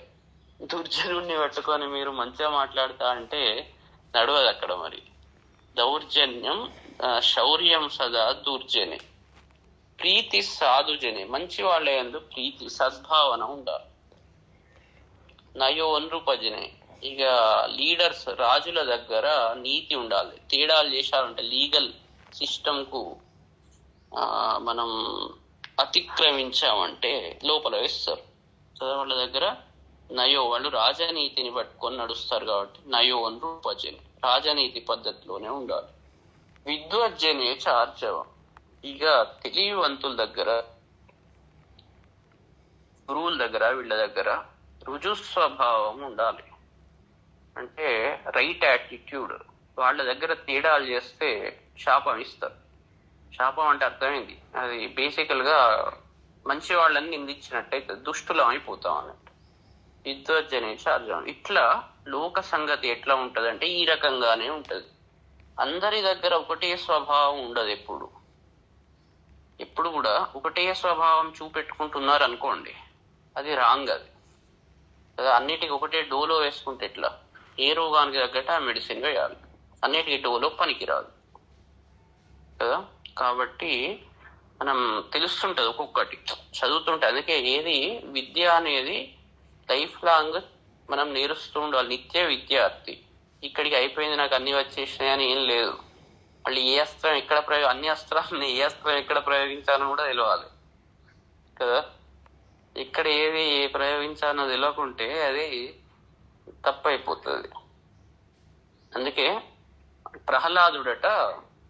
ప్రహ్లాదుడిని బలిచక్రవర్తి అడుగుతాడు, తాత కదా, ఏంటి ఏ సందర్భంలో మృదువుగా ఉండాలి? ఇప్పుడు ఏంది శాంతి, మృదుత్వం అన్నట్టు. తర్వాత ఎక్కడ తేజో రూపం చూపెట్టాలి? బ్రాహ్మణుని ప్రధాన ధర్మం ఏంటి? క్షమ, ఓర్పు కదా, మృదుత్వం అన్నట్టు. ఓర్పు, ఏం చేసినా తట్టుకుంటాడు అతను. వశిష్ఠుడు విశ్వామిత్రుడు వచ్చి దాన్ని అది చేస్తున్నా కూడా తనేం మాట్లాడలే, కామ్గా ఉన్నాడు. కామధేనువే ఉగ్రమైంది. అయితే బ్రాహ్మణుని ప్రధాన ధర్మం ఓర్పు అన్నట్టు. క్షత్రియుని ప్రధాన ధర్మం తేజస్సు. అయితే ఏది ఏ టైంలో చూపెట్టాలి అని క్వశ్చన్. బాగా మృదువుగా ఉన్నారనుకోండి, లోకం మిమ్మల్ని తీసి చూరుకు ఎక్కుతుంది. అలా అని ఇక ఎప్పుడు ఉగ్రం ఉన్నారనుకోండి, ఇక మీ దగ్గరికి కూడా రారు. అంతేనా కాదు? సో రెండు టెస్ట్ ఉన్నాయి అన్నట్టు. ఏ టైంలో ఏది చేయాలి అంటే ప్రహ్లాదుడు చెప్తాడు. అంటే ఏ సందర్భంలో ఏది చేయాలి? నశ్రేయ సతతం తేజో. ఎప్పుడు తేజో రూపాన్ని చూపెట్టారనుకోండి, తేజస్సును ప్రతాపాన్ని చూపెడితే నశ్రేయ, సతతం ఎల్లప్పుడు చూపెడితే కూడా శ్రేయస్సు అది కాదు. నా నిత్యం శ్రేయసి క్షమ. ఎప్పుడు క్షమ. పాకిస్తాన్ దాడి చేస్తున్నా కూడా ఆ ఓర్పు వహించాలంటే భస్మం అయిపోతాం. దుష్టుడు పైన అది చేసినప్పుడు అక్కడ క్షమ అది కరెక్ట్ కాదు కదా. సో నశ్రేయసి నా నిత్యం శ్రేయసి క్షమ. క్షమ కూడా ఎప్పుడు శ్రేయస్సుని ఇవ్వదు. ఏ సందర్భంలో ఏది చూపెట్టాలి అనేదే ఇక్కడ చాలా క్లిష్టమైన ఇది అన్నట్టు. ప్రాక్టీస్తో చేయంగా దాంట్లో కొన్ని గైడ్ లైన్స్ ఇస్తారు. ఏదన్నా కూడా ఇది ఇంతే అని ఉండదు, గైడ్ లైన్ లాగా ఉంటుంది. ఇక మన బుద్ధిని ఉపయోగించుకోవాలి మనం. ఈ సందర్భంలో ఇది చేయాలి. ఇది తాత విజానీహి ద్వయమేతత్ అసంశయం. ఇది తెలుసుకో బాగా జాగ్రత్త. తాత అంటే మనవడా అన్నట్టు. ఇక్కడ తెలుసుకో విషయం, ఇది తెలుసుకో. ప్రహ్లాదుడు బలిచక్రవర్తి చెప్తాడు అన్నట్టు. ఏతత్ అసంశయం. ఈ ద్వయం, ఈ రెండు చాలా ఇంపార్టెంట్. కాబట్టి ఎప్పుడు ఒకటే తత్వం నేను ఇంతే అంటే కష్టం. నేను ఇంతే అంటే నడవదు. అన్ని లక్షణాలు ఉండాలి కదా. అన్నం తినేటప్పుడు ఎట్లనైతే మనం అన్నం, పప్పు, కూర, పులుసు అన్నీ వేసుకుంటేనే అది మంచిగా ఉంటుంది. నేను ఎప్పుడు ఇదే తింటా అంటే అది నడవదు. ఎప్పుడు స్వీట్ తింటా అంటే బాగుండదు. ఎప్పుడు కారం తింటా అంటే కూడా బాగుండదు కదా. కాబట్టి దీన్ని ఏమంటారంటే కాలే మృదుర్యో భవతి. ఒకసారి ఓ కాలంలో మృదువుగా ఉంటాం. కాలే భవతి దారుణ. ఒకసారి అట్లా సవై సుఖం అవాప్నోతి. అలా ఉన్నవాడికే సుఖం లభిస్తుంది. ఎక్కడ లోకే అముష్మిన్. ఇప్పుడు ఒక తప్పు జరుగుతుంటే అంటే ఘోరం జరుగుతున్నది, వాళ్ళని రేపు చేస్తున్నారు, మీరు ఇక్కడ కూర్చొని క్షమ అని అన్నారు అనుకోండి, లోకంలో అందరు నిందిస్తారు చేతగాని వాడు అని. తర్వాత ఈ లోకంలో పరలోకంలో అది శ్రేయస్సు కాదు. పరలోకం పోయినా చూసుకుంటూ నిద్ర పోయిన వారా అని వాడు తిడతాడు యమధర్మరాజు. ఎటు పోయినా కష్టమే. కాబట్టి ఇక్కడ ఏ సందర్భంలో ఏది ప్రయోగించాలి అనే ఆ విజ్ఞానం, వివేకం ఉండాలి అని కదా. కొన్ని గమ్మత్తున్నాయి దాంట్లో. సూత్రాలు చెప్పేటప్పుడు ఎట్లా చెప్తాడు అంటే గైడ్ లైన్స్. ఎవరి దగ్గర క్షమయు పెట్టాలి. మరి గైడ్ లైన్స్ వినాలి కదా, తెలుసుకోవాలి అవన్నీ. ఎక్కడ చేస్తామంటే పూర్వోపకారి ఎస్తే స్యాత్ అపరాధే గరీయసి ఉపకారం తత్రస్య క్షంతవ్యం అపరాధిన. ఇదివరకు ఒకడు బాగా ఉపకారం చేశాడు, కానీ ఇప్పుడు వచ్చేవాడు అపకారం చేస్తున్నాడు. ఇక్కడ మనం క్షమించాలా వద్దా అంటే క్షమించాలి అని ఒక గైడ్ లైన్. ఎందుకంటే ఇన్ని రోజులు ఉపకారం చేశాడు, ఇప్పుడు వాడి బుద్ధి టైం వచ్చలేదు, వాడు అపకారం చేస్తున్నాడు. ఈ సందర్భంలో క్షమించాలా వద్దా అంటే క్షమించాలి అని ఒకటి చెప్పారు. ఇట్లా భారతంలో కూడా అద్భుతమైన విషయాలు ఉంటాయి. అట్లా కొందరు బుద్ధి లేకుండా చేస్తారు. అబుద్ధిం ఆశ్రిత అనాంతు క్షంతవ్యం అపరాధిన. పాపం వాళ్ళకి ఏం తెలియదు, బుద్ధి లేదు, మరి బుద్ధి లేకుండా చేస్తున్నారు. అంటే లోపల ఏదో చెయ్యాలి అని లేదు, కానీ బుద్ధిహీనత్వంతో. ఎందుకంటే నహి సర్వత్ర పాండిత్యం సులభం పురుషేణ వై. అందరికీ మరి పాండిత్యం ఉండదు కదా, అందరికీ విజ్ఞానం ఉండదు, ఏది చేయాలి ఏంది తెలియదు, బుద్ధి లేకుండా చేస్తున్నారు. వాళ్ళని క్షమించాలో అదయ్య, వాళ్ళ మీద కుక్క తిట్లు తిట్టి నీకేమన్నా బుద్ధి ఉందా? నీకు అసలు ఏమన్నా ఈ శాస్త్రంలో ఇట్లా చెప్పారు, నువ్వు అట్లా ఎందుకు వేసాను వాడిని తిడితే వాడు భిన్నం పోయి చూస్తాడు ఇట్లా కదా. కాబట్టి అన్ని లక్షణాలను మనం చాలా తెలుసుకొని ప్రవర్తించాలి. అందుకే శాస్త్రజ్ఞానం, వివేకం, ఉపాసన అన్నిట్లా కంటిన్యూస్గా మనం డెవలప్ చేసుకుంటూ ఉండాలి. కామన్ సెన్స్ను ఎక్కువ ఉపయోగించాలి. అందరికీ తెలుసు, మనం పండితులం అనుకుంటాం కానీ కట్టెలు కొట్టుకునే వాడికి కూడా తెలుస్తుంది, వాళ్ళకు తెలియదని అనుకోకూడదు. ఈ చదువుకున్న వాడికంటే వాడికి ఎక్కువ తెలివి ఉంటుంది ఎగ్జిక్యూషన్లో కదా. ఎందుకే అనవసరం, సరే వదిలిపెట్టది పోనీ, దాంతో వచ్చేది ఉన్నది, మన మనసు ఖరాబ్ అవుతుంది అని వాడు అంటాడు. చూడండి, వాడు ఏం శాస్త్రం చదవాలి, కానీ ఇక్కడ మస్తు శాస్త్రాలు చదివినాడు కూడా దాన్ని సరిగా ఇంప్లిమెంట్ చేయడు కదా. కాబట్టి ఎవరికి రాదు అని అనుకోకూడదు. ఇక్కడ ఏ దాంట్లో ఎవరు ఉంటారో చెప్పలేము. ఆటవికులకు కూడా మనకన్నా ఎక్కువ తెలివి ఉండవచ్చు. వాళ్ళు ఆ విషయాన్ని శాస్త్ర రూపంలో చెప్పకపోవచ్చు, కానీ వాళ్లకు మనకన్నా తెలివి అది ఎక్కువనే ఉంటుంది. ఉండదు అని అనుకోకూడదు. కాబట్టి ఫస్ట్ అందరికన్నా ఏంది మెయిన్ గుర్తుపెట్టుకోవాల్సింది, శాంతి కరెక్ట్గా ఉన్నదా లేదా, తర్వాత ఉన్నదంతా మనం సాటిస్ఫై ఉన్నామా లేదా, ఇంకేమన్నా అహంకారం మిగిలి ఉన్నదా. ఉంటుంది, లేదు అని ఉండదు, కానీ మిగిలి ఉంటే దాన్ని తగ్గించుకోవాలి. అంటే మనకన్నా వాళ్ళని చూసి మనం సంతోషపడాలి, అసూయ ఏందా, అది ఇట్లాంటి లక్షణాలు స్లోగా బిల్డ్ చేసుకోవాలి, అబ్జర్వ్ చేస్తుండాలి.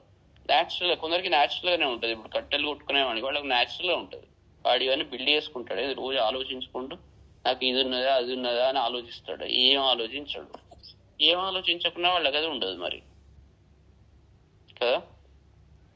సో అట్లా ఇవి చాలా కష్టం. రెండు డిఫరెంట్ ఇది ఉంటుంది. ఒకళ్ళేమో మనకు బాగా తెలిసే వరకు, శక్తి ఉండే వరకు గర్వం వస్తుంది అన్నట్టు. ఇన్ జనరల్ కొద్దిగా శక్తి ఎక్కువ ఉన్నదనుకోండి, శక్తి కూడా గర్వాన్ని తెస్తుంటుంది. అహంకారం, మహిషాసుడు ఎందుకు అట్లా తయారైనాడు అంటే శక్తివంతుడు కాబట్టి, అందుకే అందరిని ఓడించాడు. సో శక్తి ఎక్కువ ఉంటే అధికారంలో ఉన్నవాడికి గర్వం ఎక్కువ ఉంటుంది, ఎవడి మాట వినాడు. అన్ని ఓడిపోయి కూర్చుంటే అప్పుడు ఏం చెప్పినా వింటాడు కామ్గా కదా. సో అట్లా ఉంటుంది ఆ లక్షణాలే. అందుకే శక్తి ఉన్నప్పుడు, శక్తి కన్నా ఎక్కువ మనం మన దృష్టి దేని మీద పెట్టాలి అంటే మన బుద్ధి మీద పెట్టాలి. బుద్ధి మీద పెట్టినప్పుడు కంట్రోల్లో ఉంటాం అన్నట్టు. అందుకే గురువు చాలా అవసరం. ఎందుకు గురువు అవసరం, ఎప్పుడు గురువు యొక్క సేవ ఎందుకు అవసరం అంటే, అది తలుచుకున్నప్పుడు ఆ విషయాలు మీకు గుర్తు వస్తుంటాయి, అహంకారం తగ్గిపోతుంటుంది. వాడేంది నాకు చెప్పేది అనుకుంటే అక్కడనే అహంకారం కనబడుతుంటుంది అన్నట్టు. భగవంతుడి మీద, గురువు మీద, పెద్దల మీద, ఒక మంచి చెప్పే వాళ్ళ మీద, ఒక సామాన్యుడి మీద ఎవరిని తక్కువ అంచనా వేయవద్దు కదా. సో ఇవన్నీ రోజు ధ్యానం చేస్తుంటే కొంచెం మనం లైన్లోకి వస్తాం, అంతే, అంతకు మించింది ఏం లేదు. చాలా సింపుల్. అందుకే పెద్ద పెద్ద ఏదో బాగా చదివి దీన్ని ఏమంటారు, ఎక్కువ చదివితే కూడా తెలియ కష్టమే. బాగా చదివారు అనుకోండి, నాకేదో వచ్చు అనుకుంటాం, అందరి మీద ప్రయోగాలు చేస్తాం, మనకు తెలిసింది ఏం లేదు అని అనుకోవాలి ఫస్ట్. అర్థమవుతుందా? ఇది చాలా ఇంపార్టెంట్. వినయం. చెట్టుకు ఎప్పుడైతే పండ్లు ఎక్కువ కాస్తాయో అది వంగి ఉంటుంది. సో వినయం మిస్ అయింది అనుకోండి, కష్టం అవుతుంటుంది. అప్పుడు మహిషాసురుడు అనేవాడు ఆవహిస్తాడు అన్నట్టు, మళ్ళీ అందరూ ఏకం కావాల్సి వస్తుంది. ఇప్పుడు అంతే కదా, కొందరు చెప్పేవాళ్ళు అన్నీ తెలుసు అన్నట్టు చెప్తుంటారు. సో అట్లాంటప్పుడు ఆ అహం అనేది వచ్చేసి అందరు నన్ను గౌరవిస్తున్నారు, మొత్తం లోకం అంతా నేను చెప్పినట్టే వింటున్నాను, నాకు అన్ని తెలుసు అని వాడు అనుకుంటాడు. ఎక్కడనో ఇంకోటి ఊడతాడు, వాడిని పడగొట్టేందుకు అస్త్రాలు తీస్తాడు అన్నట్టు, అంతే కదా. అందుకే మన యోగులు ఋషులు వాళ్ళంతా చాలా సింపుల్ గా ఉండేది. మీరు సార్ తెలుసు కదా ఎంత సింపుల్ గా ఉండేది అన్నది కదా. సన్మానాలకు వాటికి పోయినాడు ఆయన. అది ఇంకా గురు శిష్య సంబంధం ఎలా ఉండాలో చెప్తారండి కొంచెం. గురు శిష్య సంబంధం ఎలా ఉండాలి, డిఫరెన్స్ ఏమి ఉండదు అన్నట్టు అనుకోవాలంతే. మీకు అతనికి డిఫరెన్స్ లేదు అనే భావన ఫైనల్. ధ్యానధ్యాతృ ధ్యేయ రూప, భగవంతునికి భక్తునికి ఉండే సంబంధం ఇలా ఉంటుంది. ఇద్దరు వేరు కాదు కదా, అంతే కదా. భగవంతుడు భక్తుడు ఒరిజినల్ గా వేరు కాదు. భక్తి అనేది వాళ్ళను కలుపుతుంది అన్నట్టు. భగవంతునికి భక్తునికి మధ్య ఏంది వారధి ఏంటి అంటే భక్తి.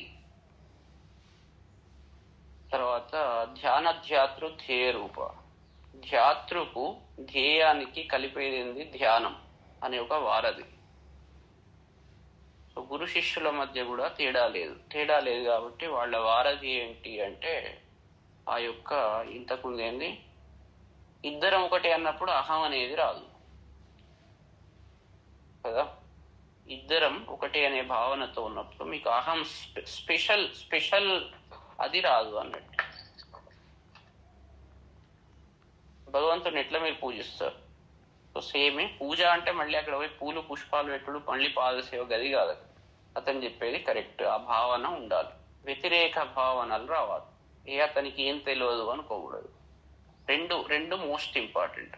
ఒకటి, గురువుకు కన్నా ఎక్కువ వచ్చు అనే భావన ఎప్పుడు రాకూడదు. అది వస్తే అసలు గురువే కాదు అతను, ఇతను శిష్యుడు కాదు, అహంకారం డామినేట్ చేసినట్టు.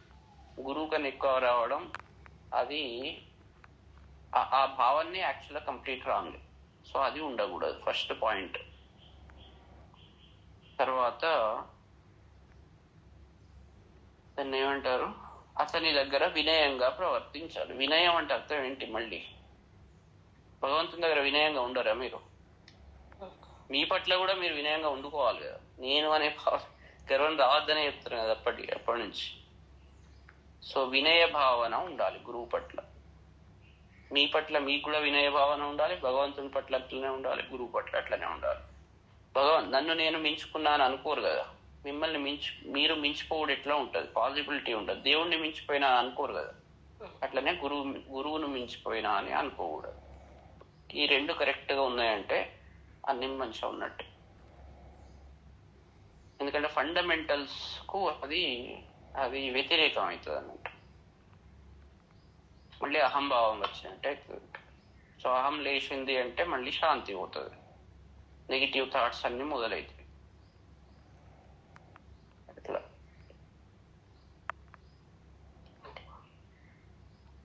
అతను చెప్పేటాడు, అతనికి తెలియదా? కరెక్టే చెప్తున్నాడు. ఇప్పుడు దేవుడు ఒక సిచ్యువేషన్ క్రియేట్ చేశాడు, కష్టాలను. ద్రౌపది అదే చెప్తుంది, దేవుడిని నిందిస్తుంది.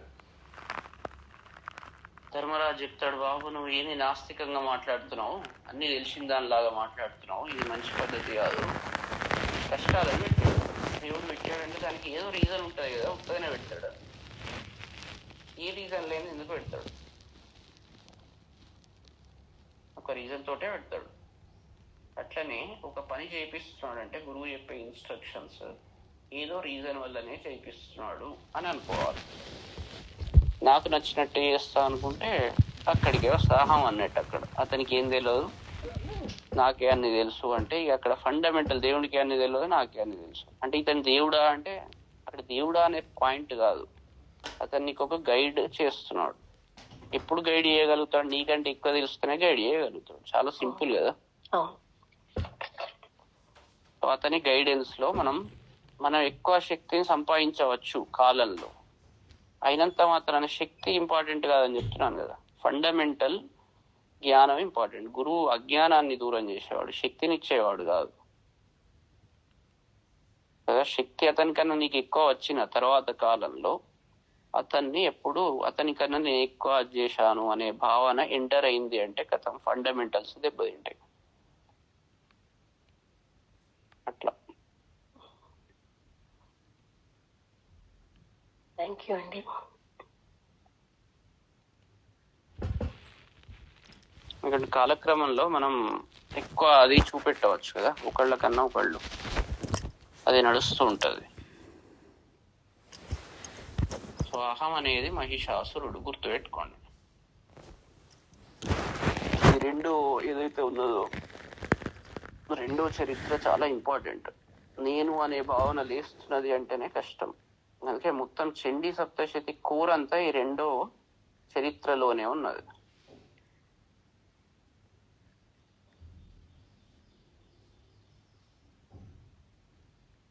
అందుకే సర్వస్యాద్య మహాలక్ష్మి, త్రిగుణ పరమేశ్వరి అని ప్రాధానిక రహస్యంలో వస్తుంది. అందరికన్నా ముందు పుట్టింది ఎవరు అంటే సర్వస్యాద్య మహాలక్ష్మి. మహాలక్ష్మి మొదలు పుట్టింది. ఆ తర్వాత ఆమె నుండే మహాకాళి మహాసరస్వతి పుట్టారు అని చెప్తుంది అన్నట్టు ప్రాధానిక రహస్యం. సో నేను అనే భావం నుంచే మొత్తం ఉత్పన్నమైంది జగత్తంతా. ఆ నేను అనేది ఏంటి అనేది అందుకే రమణ మహర్షి కూడా హూ యామ్ ఐ, నువ్వేందో తెలుసుకో అని అంటాడు కదా. మొత్తం కిట్ అంతగా అక్కడనే ఉన్నది. మనది మనం లిమిట్ చేసుకోవద్దు. సో గురువు అజ్ఞానాన్ని దూరం చేసిన గురువునే మీరు నిందిస్తే, ఆ గురువుకే ఏమి రాదని భ్రమలో ఉంటే ఇక ఎక్కడ ఉన్నట్టు చెప్పు ఉండదు. అది అహంకారానికి అదే కదా పరాకాష్ట కదా. అట్లా.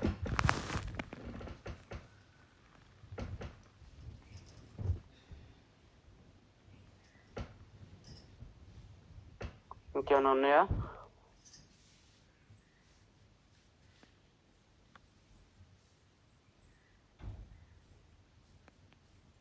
రేపు 30వ తారీఖు రమణ మహర్షి జయంతి కూడా కదా.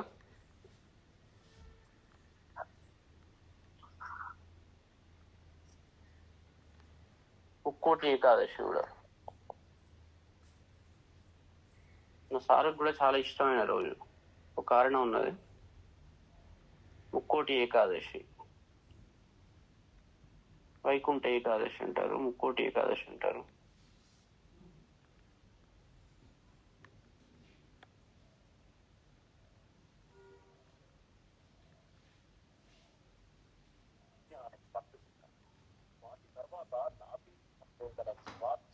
సార్కి ఎందుకు ఇష్టం రాము? ముక్కోటి ఏకాదశి సార్కి ఏదో ఇష్టం ఉంది అన్నది ఎందుకు? అదే ముక్కోటి ఏకాదశి ఆయనకి ఇష్టం ఉండేది. ఏకాదశి చాలా అద్భుతంగా ఆయన హయగ్రీవ ఉపాసన బాగా చేసేది సార్.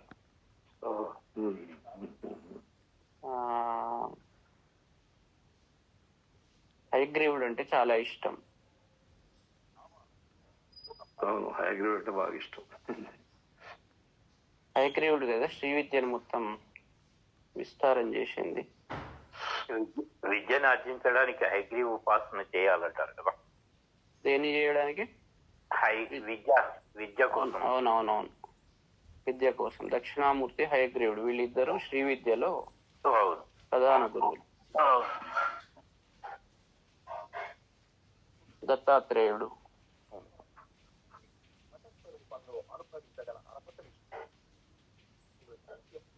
వీళ్ళందరికీ ఇంటర్నల్ క్లాష్ అయితే లేదు కదా. క్లాష్, గురువుల క్లాష్ ఉండదు. ఏ గురువుకు మధ్య క్లాష్ ఉండదు. క్లాష్ ఉన్నదంటే గురువు కాదు, వాళ్ళ అన్నిటి అతీతులు. గురువులకు క్లాష్ ఉండదు. గురువు అంటే జ్ఞానాన్ని ఉపదేశించేవాడు కదా. గురువు అంటేనే ఫండమెంటల్ మాటనే చెప్తున్నది. గు అంటే అజ్ఞానము, అంటే దాన్ని నాశనం చేసేవాడు. సో జ్ఞానం ఒకటే ఉంటది, జ్ఞానం 10 తీర్ల ఉంటదా. అయితే ప్రాబ్లం ఏం వస్తుంది అంటే జ్ఞానం సరిగ్గా పొందని వాడు గురువు అయితే ప్రాబ్లం వస్తుంది ఎక్కడ. మరి ఎవరికి జ్ఞానం ఉన్నది అంటే ఎవరికి చిన్న పిల్లాడిని కూడా జ్ఞానం ఉండవచ్చు. ఇంతకుముందు అన్నట్టు కట్టెలు కొట్టుకునే వానికి ఈ గురువుల కన్నా ఎక్కువ జ్ఞానం ఉండవచ్చు. సో గురువు ఎవరు అంటే ఏంటి అనేది అక్కడ చాలా కాంప్లికేటెడ్ సబ్జెక్ట్ అయిపోతుంది. జ్ఞానం ఉన్నవాడు, జ్ఞానము అంటే ఈ విషయాలను తెలుసుడు కాదు, ఇవన్నీ చెప్పుడు కాదు. అతని డీప్ డౌన్ ఎమోషన్ ఏంటి, అతని లక్షణాలు ఏంటి. అహంకారం లేకపోవడమే పరిపూర్ణ జ్ఞానం. పూర్ణ అహంకారం అన్నా ఉండాలి, అహంకారం లేకుండా ఉండాలి.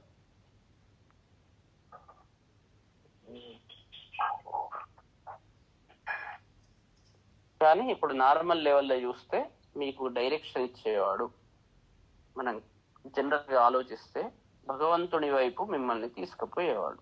ఇటన్నటి నుంచి దూరానికి గిట్ట పట్టుకపోతున్నాడా, పాద పూజలు చేయమని పైసలు అడుగుతున్నాడా, తర్వాత మిమ్మల్ని మీకన్నా ఇంపార్టెన్స్ వేరే, అతనికి వేరే దుష్ట లక్షణాలు ఉన్నాయా, ధనలోభం గాని అధికార మోహం గాని ఇలాంటివి ఏమన్నా ఉన్నాయా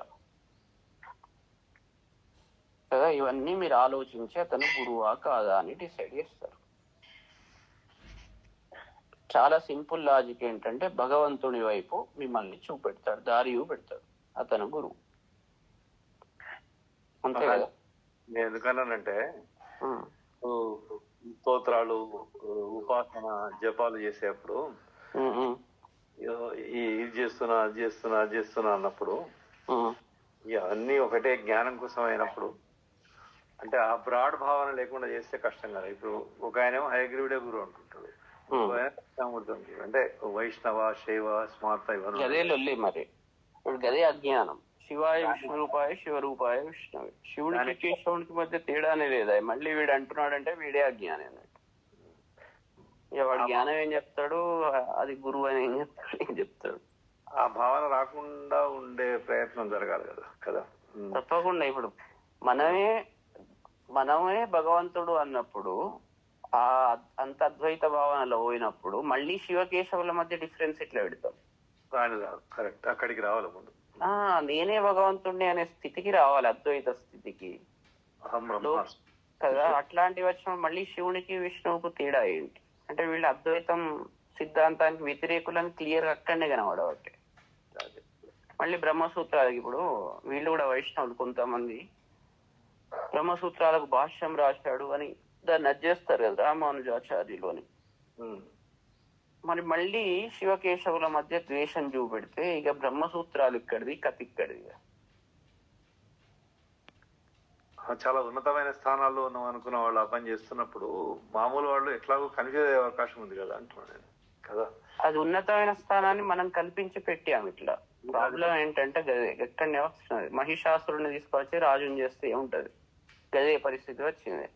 మహిషాసురుని తీసుకొచ్చి రాజుని చేస్తే వాడు అందరు చుట్టుపక్కల గట్లనే ఉంటాడు, వాడు చెప్పే విషయాలు గట్లనే ఉంటాయి. సేమ్ ఇప్పుడు మనం ఏదైతే ఉన్నత స్థానాల్లో ఉన్నవాళ్ళు అని అనుకుంటున్నామో వాళ్ళు ఈ పనులు చెప్తున్నారంటే వాళ్ళు మహిషాసుర సమానులు అన్నట్టే. మరి వాళ్ళు చెప్పాల్సింది చెప్పకుండా, దివ్య భావాలు కలిగజేయకుండా, రాంగ్ ఇంటర్ప్రిటేషన్స్ చేసి వైరాన్ని క్రియేట్ చేస్తే, దేవతల మధ్యనే వైరాన్ని క్రియేట్ చేస్తే, తక్కువ ఎక్కువ చూపెడితే ఎట్లా?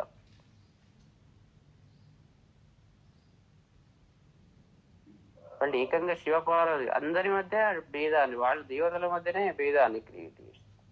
దేవతలు అంటే వీళ్ళ దృష్టిలో మనుషులు అంటే దాని కాన్సెప్ట్స్ వీళ్ళకి ఎక్కలేదు అన్నట్టు కదా.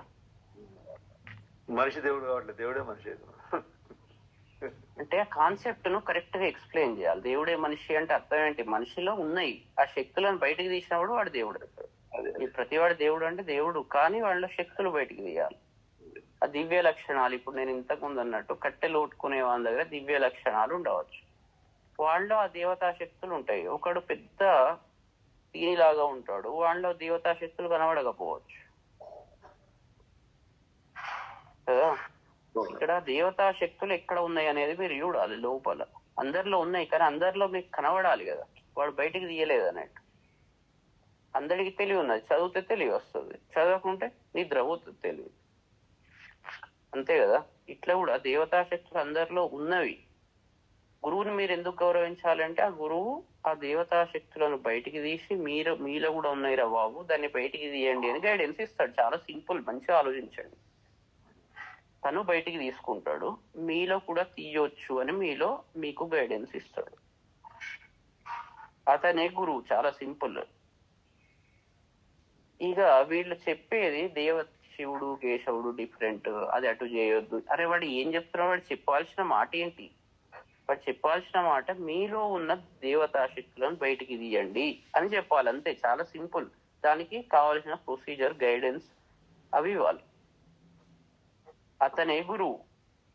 వేరే సోది చెప్పి అక్కడిక్కడ వాళ్ళు ఉన్నారు, వాళ్ళు ఏదో వేసి వాళ్ళకి పడదు, వీడెక్కువ, నువ్వు ఆ గుడికి పోవద్దు, ఇక్కడ ఇది చేయొద్దు, ఇది ఈ పిస చెప్పి మొత్తం కన్ఫ్యూజ్ చేసి అందరినీ మూడులుగా పెడుతున్నారు. అదే వాళ్ళు మాత్రం రాజ్యాలు సంపాదిస్తున్నారు. ఇది ఏంది అసలు? ఒక దివ్య లక్షణాలున్న ఒక గురువు వాడు రోడ్డు మీద కూర్చొని కూడా ఆనందంగా ఉండగలుగుతాడు. ఇక్కడ ఉన్న మంచి దాంట్లో ఉన్న ఆనందంగా అదే లక్షణాలతో ఉంటాడు. మామూలు ఒక మూలకు కూర్చున్నాక అట్లనే ఉంటాడు. వాడు ఇక్కడ ఉన్న వాడి లక్షణాలు మారవు. మంచి పెద్ద భవంతిలో ఉన్నా అని వాడికి మదన రాదు, రోడ్డు మీద ఉన్నా అని కృంగిపోడు. వాడు నిజమైన గురువు. వాడు మనుషుల్లో ఉన్న దివ్య శక్తులను మీలోనే ఉన్నాయి రా బాబు, మీలోనే మంచిగా డెవలప్ చేసుకోండి, మీరేం తక్కువ కాదు, ఎవ్వడు తక్కువ కాదు అని మీకు ధైర్యం ఇచ్చి మీలో ఉన్న మంచి లక్షణాలను బయటికి తీయాలి.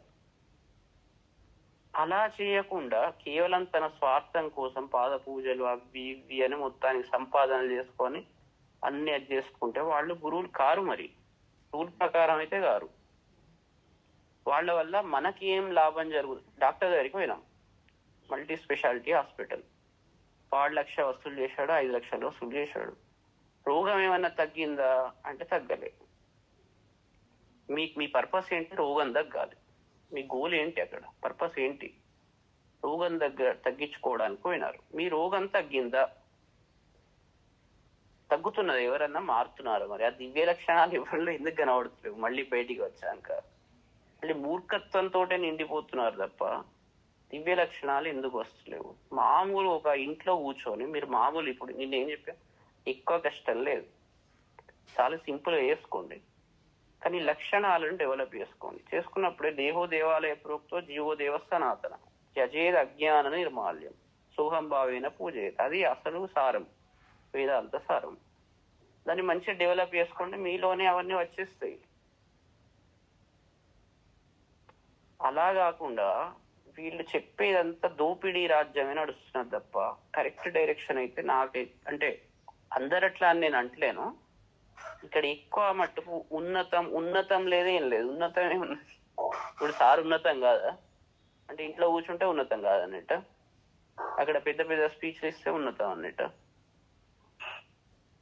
ఒకటే రూమ్ లో కూర్చొని చెప్తే ఉన్నతమైన వ్యక్తి కాదన్నట్టు. ఆయన ఏం చెప్పారు? మీలోనే ఉన్నది తెలుసుకోండి రా బాబు అని అందరికి మార్గదర్శనం చేశారు. ఉన్నత వ్యక్తి అంటే ఏంటి? మన దృక్పథం మారాలి ఇక్కడ. ఉన్నత వ్యక్తి అంటే సంఘంలో బాగా మంది ఫాలోవర్స్ ఉన్నారు అంటే ఉన్నత వ్యక్తి అనుకుంటే అది పెద్ద భ్రమ. అది ఇప్పుడు దాని నుంచే బయటపడాలి కదా, దాని నుంచే బయటపడాలి. మనలోనే బాబు ఉన్నవి, మీలోనే ఆ గుణాలు ఉన్నాయి, మీరు ఎవరికి ఏమి ఇవ్వాల్సిన అవసరం లేదు. మంచిగా చదువుకోండి, ఓపికగా ఈ లక్షణాలను అవలంబించుకోండి, మీరే సాక్షాత్తు దేవీ స్వరూపులు అని చెప్తాడు. దేవి ఎక్కడనో లేదురా బాబు, మీలోనే ఉన్నది. మీరు దాన్ని డెవలప్ చేసుకోండి. డెవలప్ చేయకుండా ఉన్నది అంటే అట్లా కాదు, మీరు ఆ లక్షణాలను తీయద్దు. చదువు లేకుండా IAS స్థానంలో కూర్చోబెడతా అంటే అట్లా నడవదు కదా, మీరు చదువుకోండి అని చెప్తారు. ఇప్పుడు వీళ్ళు ఎట్లా అంటే పరిస్థితి, మేమే IAS మీరు ఎప్పటికీ కాలేరు కదా అని వీళ్ళు చెప్తున్నారు. వాడు ఒరిజినల్ గా IAS కాదు. నిజమైన గురువు ఏం చెప్తాడు? మీ అందరికీ మీరు కష్టపడాలి, మరి చదివే సామర్థ్యం ఉంది, మీ అందరూ మంచి లక్షణాలను డెవలప్ చేసుకోండి, చాలా సింపుల్ గా చేసుకోవచ్చు, అప్పుడు మీరు కూడా IAS కావచ్చు అని గురువు చెప్తాడు. అర్థమవుతుందా? దాన్ని మంచిగా కాన్సెప్ట్ కరెక్ట్ ధ్యానం చేయండి. కరెక్ట్ వాడు సార్ ఎట్లా చెప్తారు అని ఆలోచించండి. మీరందరూ విన్నారు, ఎక్స్పీరియన్స్ అయినాడులే మీరు. అక్కడికి ఎక్కడికి పోతావే, అక్కడే ఉన్నది అని చెప్పేది కదా. బాబు ఇంట్లోనే కూర్చొని మంచిగా చేసుకోండి, ఓపికగా వినుండి, మంచిగా ఆ లక్షణాలను అవలంబించుకోండి. అప్పుడు మీలోనే సమస్త తీర్థాలు ఉన్నాయని చెప్పలేదా? చెప్పాడు, చాలాసార్లు చెప్పాడు. చాలా సింపుల్. ఇప్పుడు ఆయన ఉన్నతమైన వ్యక్తి కాదా మరి? ఆయన ఉన్నతమైన వ్యక్తి. వీళ్ళేమంటారు, లేదు లేదు మాకు పాద పూజ చేస్తే 5 లక్షలు ఇస్తేనే మీకు పుణ్యం వస్తుంది. సంపాద పూజ వీళ్ళు చేస్తున్నారు.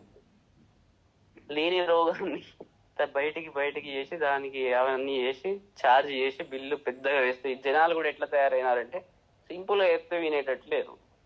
వీళ్ళకు పెద్ద వేసుకుంటే తగ్గుతుంది, దీనికి ఎక్కడికి ఎందుకు అంటే లేదు లేదు పోయి చూపించుకోవాలి, మా ఆఫీస్ వాళ్ళు స్పాన్సర్ చేస్తారు అంటే చెప్తున్నా ఒక ఎగ్జాంపుల్. వాడికి 2-3 లక్షలు బిల్లు పడితే గానీ ఇప్పుడు ఆనందం అయితే లేదు. ఇప్పుడు రోగం తిరుగుతుంది. అప్పుడు రోగం తిరుగుతుంది. అరే ఇంట్లో కూర్చొని చెప్తా మంచిగా చదువుకోరా నీ అబ్బా, అక్కడికి కూడా ఎందుకు వేస్ట్, చదువుకోండి అంటే వానికి ఎక్కుతలేదు. మరి ఇట్లా అంటే లోక తీరు ఆ రకంగా తయారైంది. ఉన్నతం అంటే ఏంటి అనేది అర్థమైతలేదు. ఇప్పుడు ఆయన ఒకటే రూమ్, చిన్న రూమ్ లో కూర్చొని అందరికి వచ్చిన ఒక్కళ్ళకో ఇద్దరికో చెప్పేది కదా. అక్కడనే ఆనందంగా సమస్త శాస్త్రాలు అన్ని అంత జ్ఞానం అంతా ఉపదేశం జరిగింది. అంతేనా కాదు? ఆయన సర్వోన్నతుడు, ఆయనకి వీళ్ళందరూ కరెక్ట్. అది ఫస్ట్ అది గ్రహించాలి.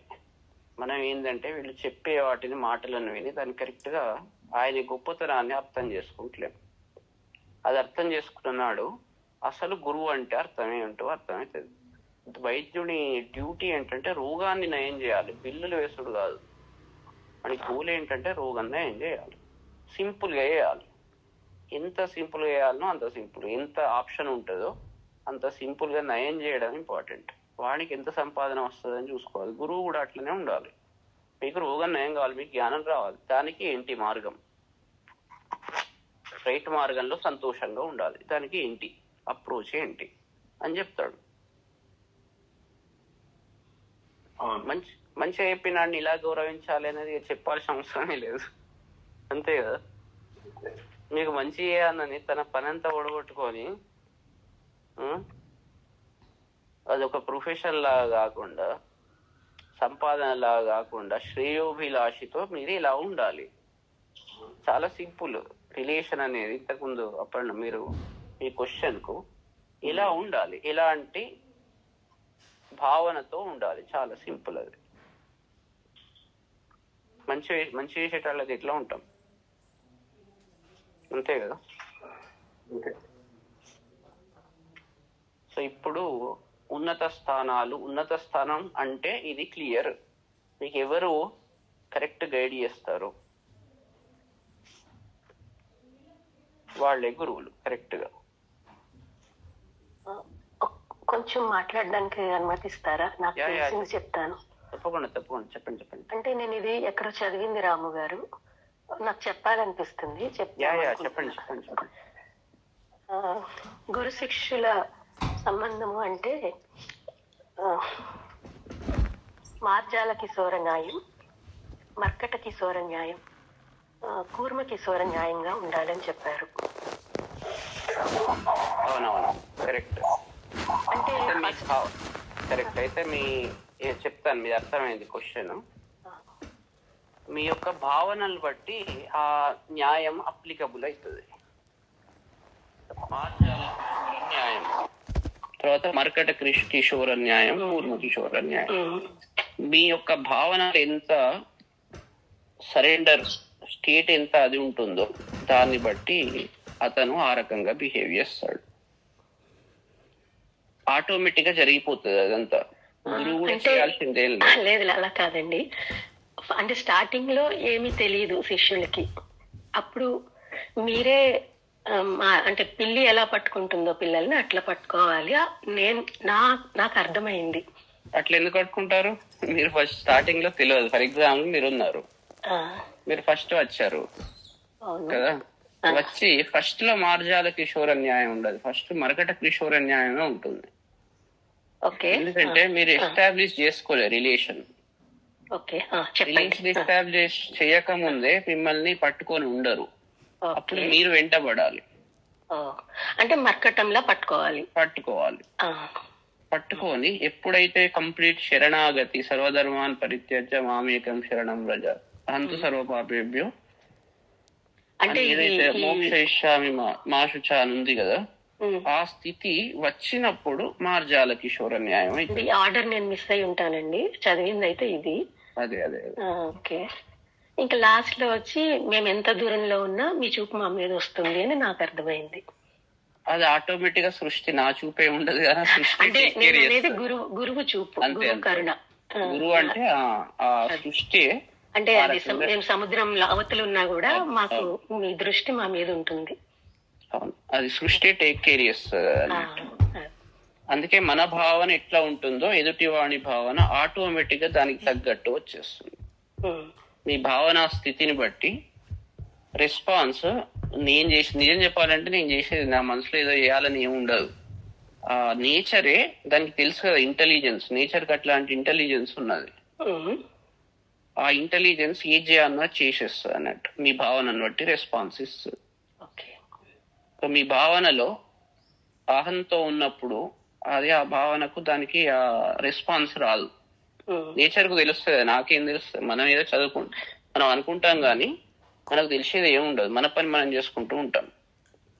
ఆ దేవీ శక్తికి ఆమెకు అన్ని తెలుసు కదా ఏమేం జరుగుతుంది అని, కాబట్టి ఆమె దానికి తగ్గట్టు రెస్పాన్స్ ఇచ్చేస్తుంది ఆటోమేటిక్ గా అట్లా. సో మీది మీకు తెలుసు, నేను పట్టుకునేది ఏం లేదు. మీ దాన్ని బట్టి ఇనీషియల్ గా ఏం చేస్తారు, మీరు చెప్తేనే ముందుకు రాగలుగుతున్నాను నేను. అదైతే అదే అంటే మీరు జాయిన్ అయితే నేను చెప్తాను, జాయిన్ కాకుండా నేనే ఇప్పుడు నా నుంచి మెసేజ్ స్టాండర్డ్ ఉంటది.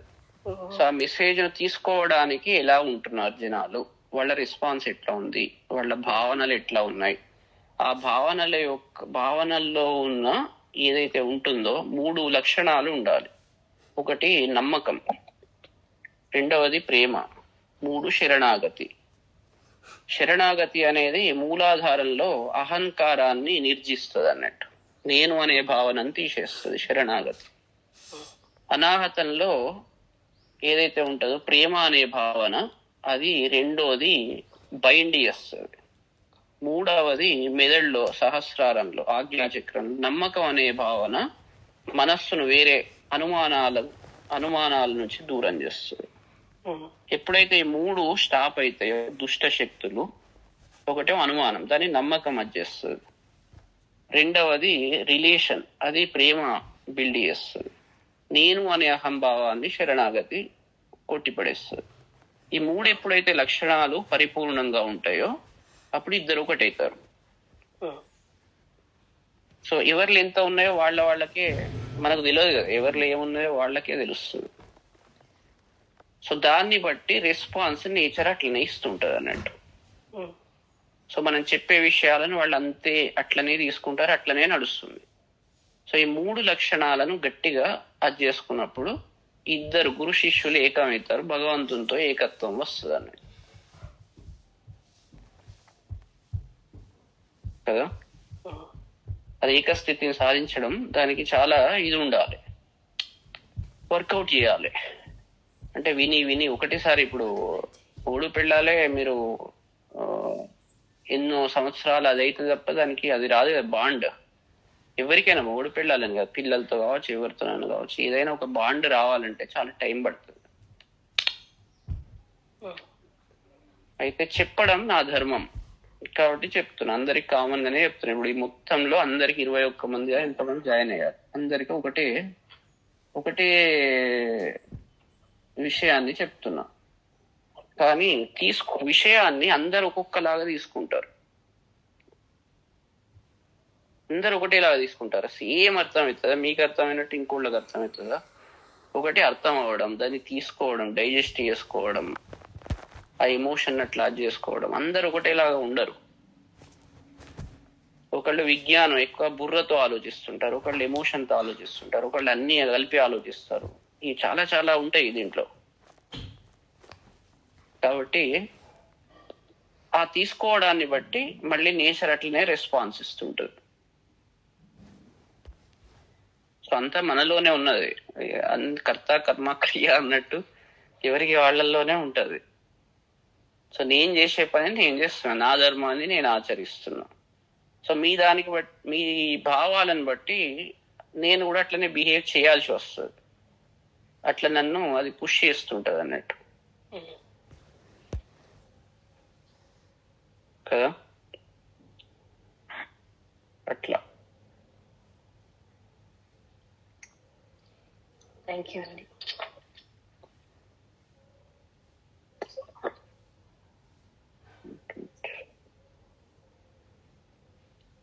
చాలా బాగుంది. థ్యాంక్ యూ, ధన్యవాదాలు. ధన్యవాదాలు అందరికీ. ఓకే, మళ్ళీ రేపు మాట్లాడదాం.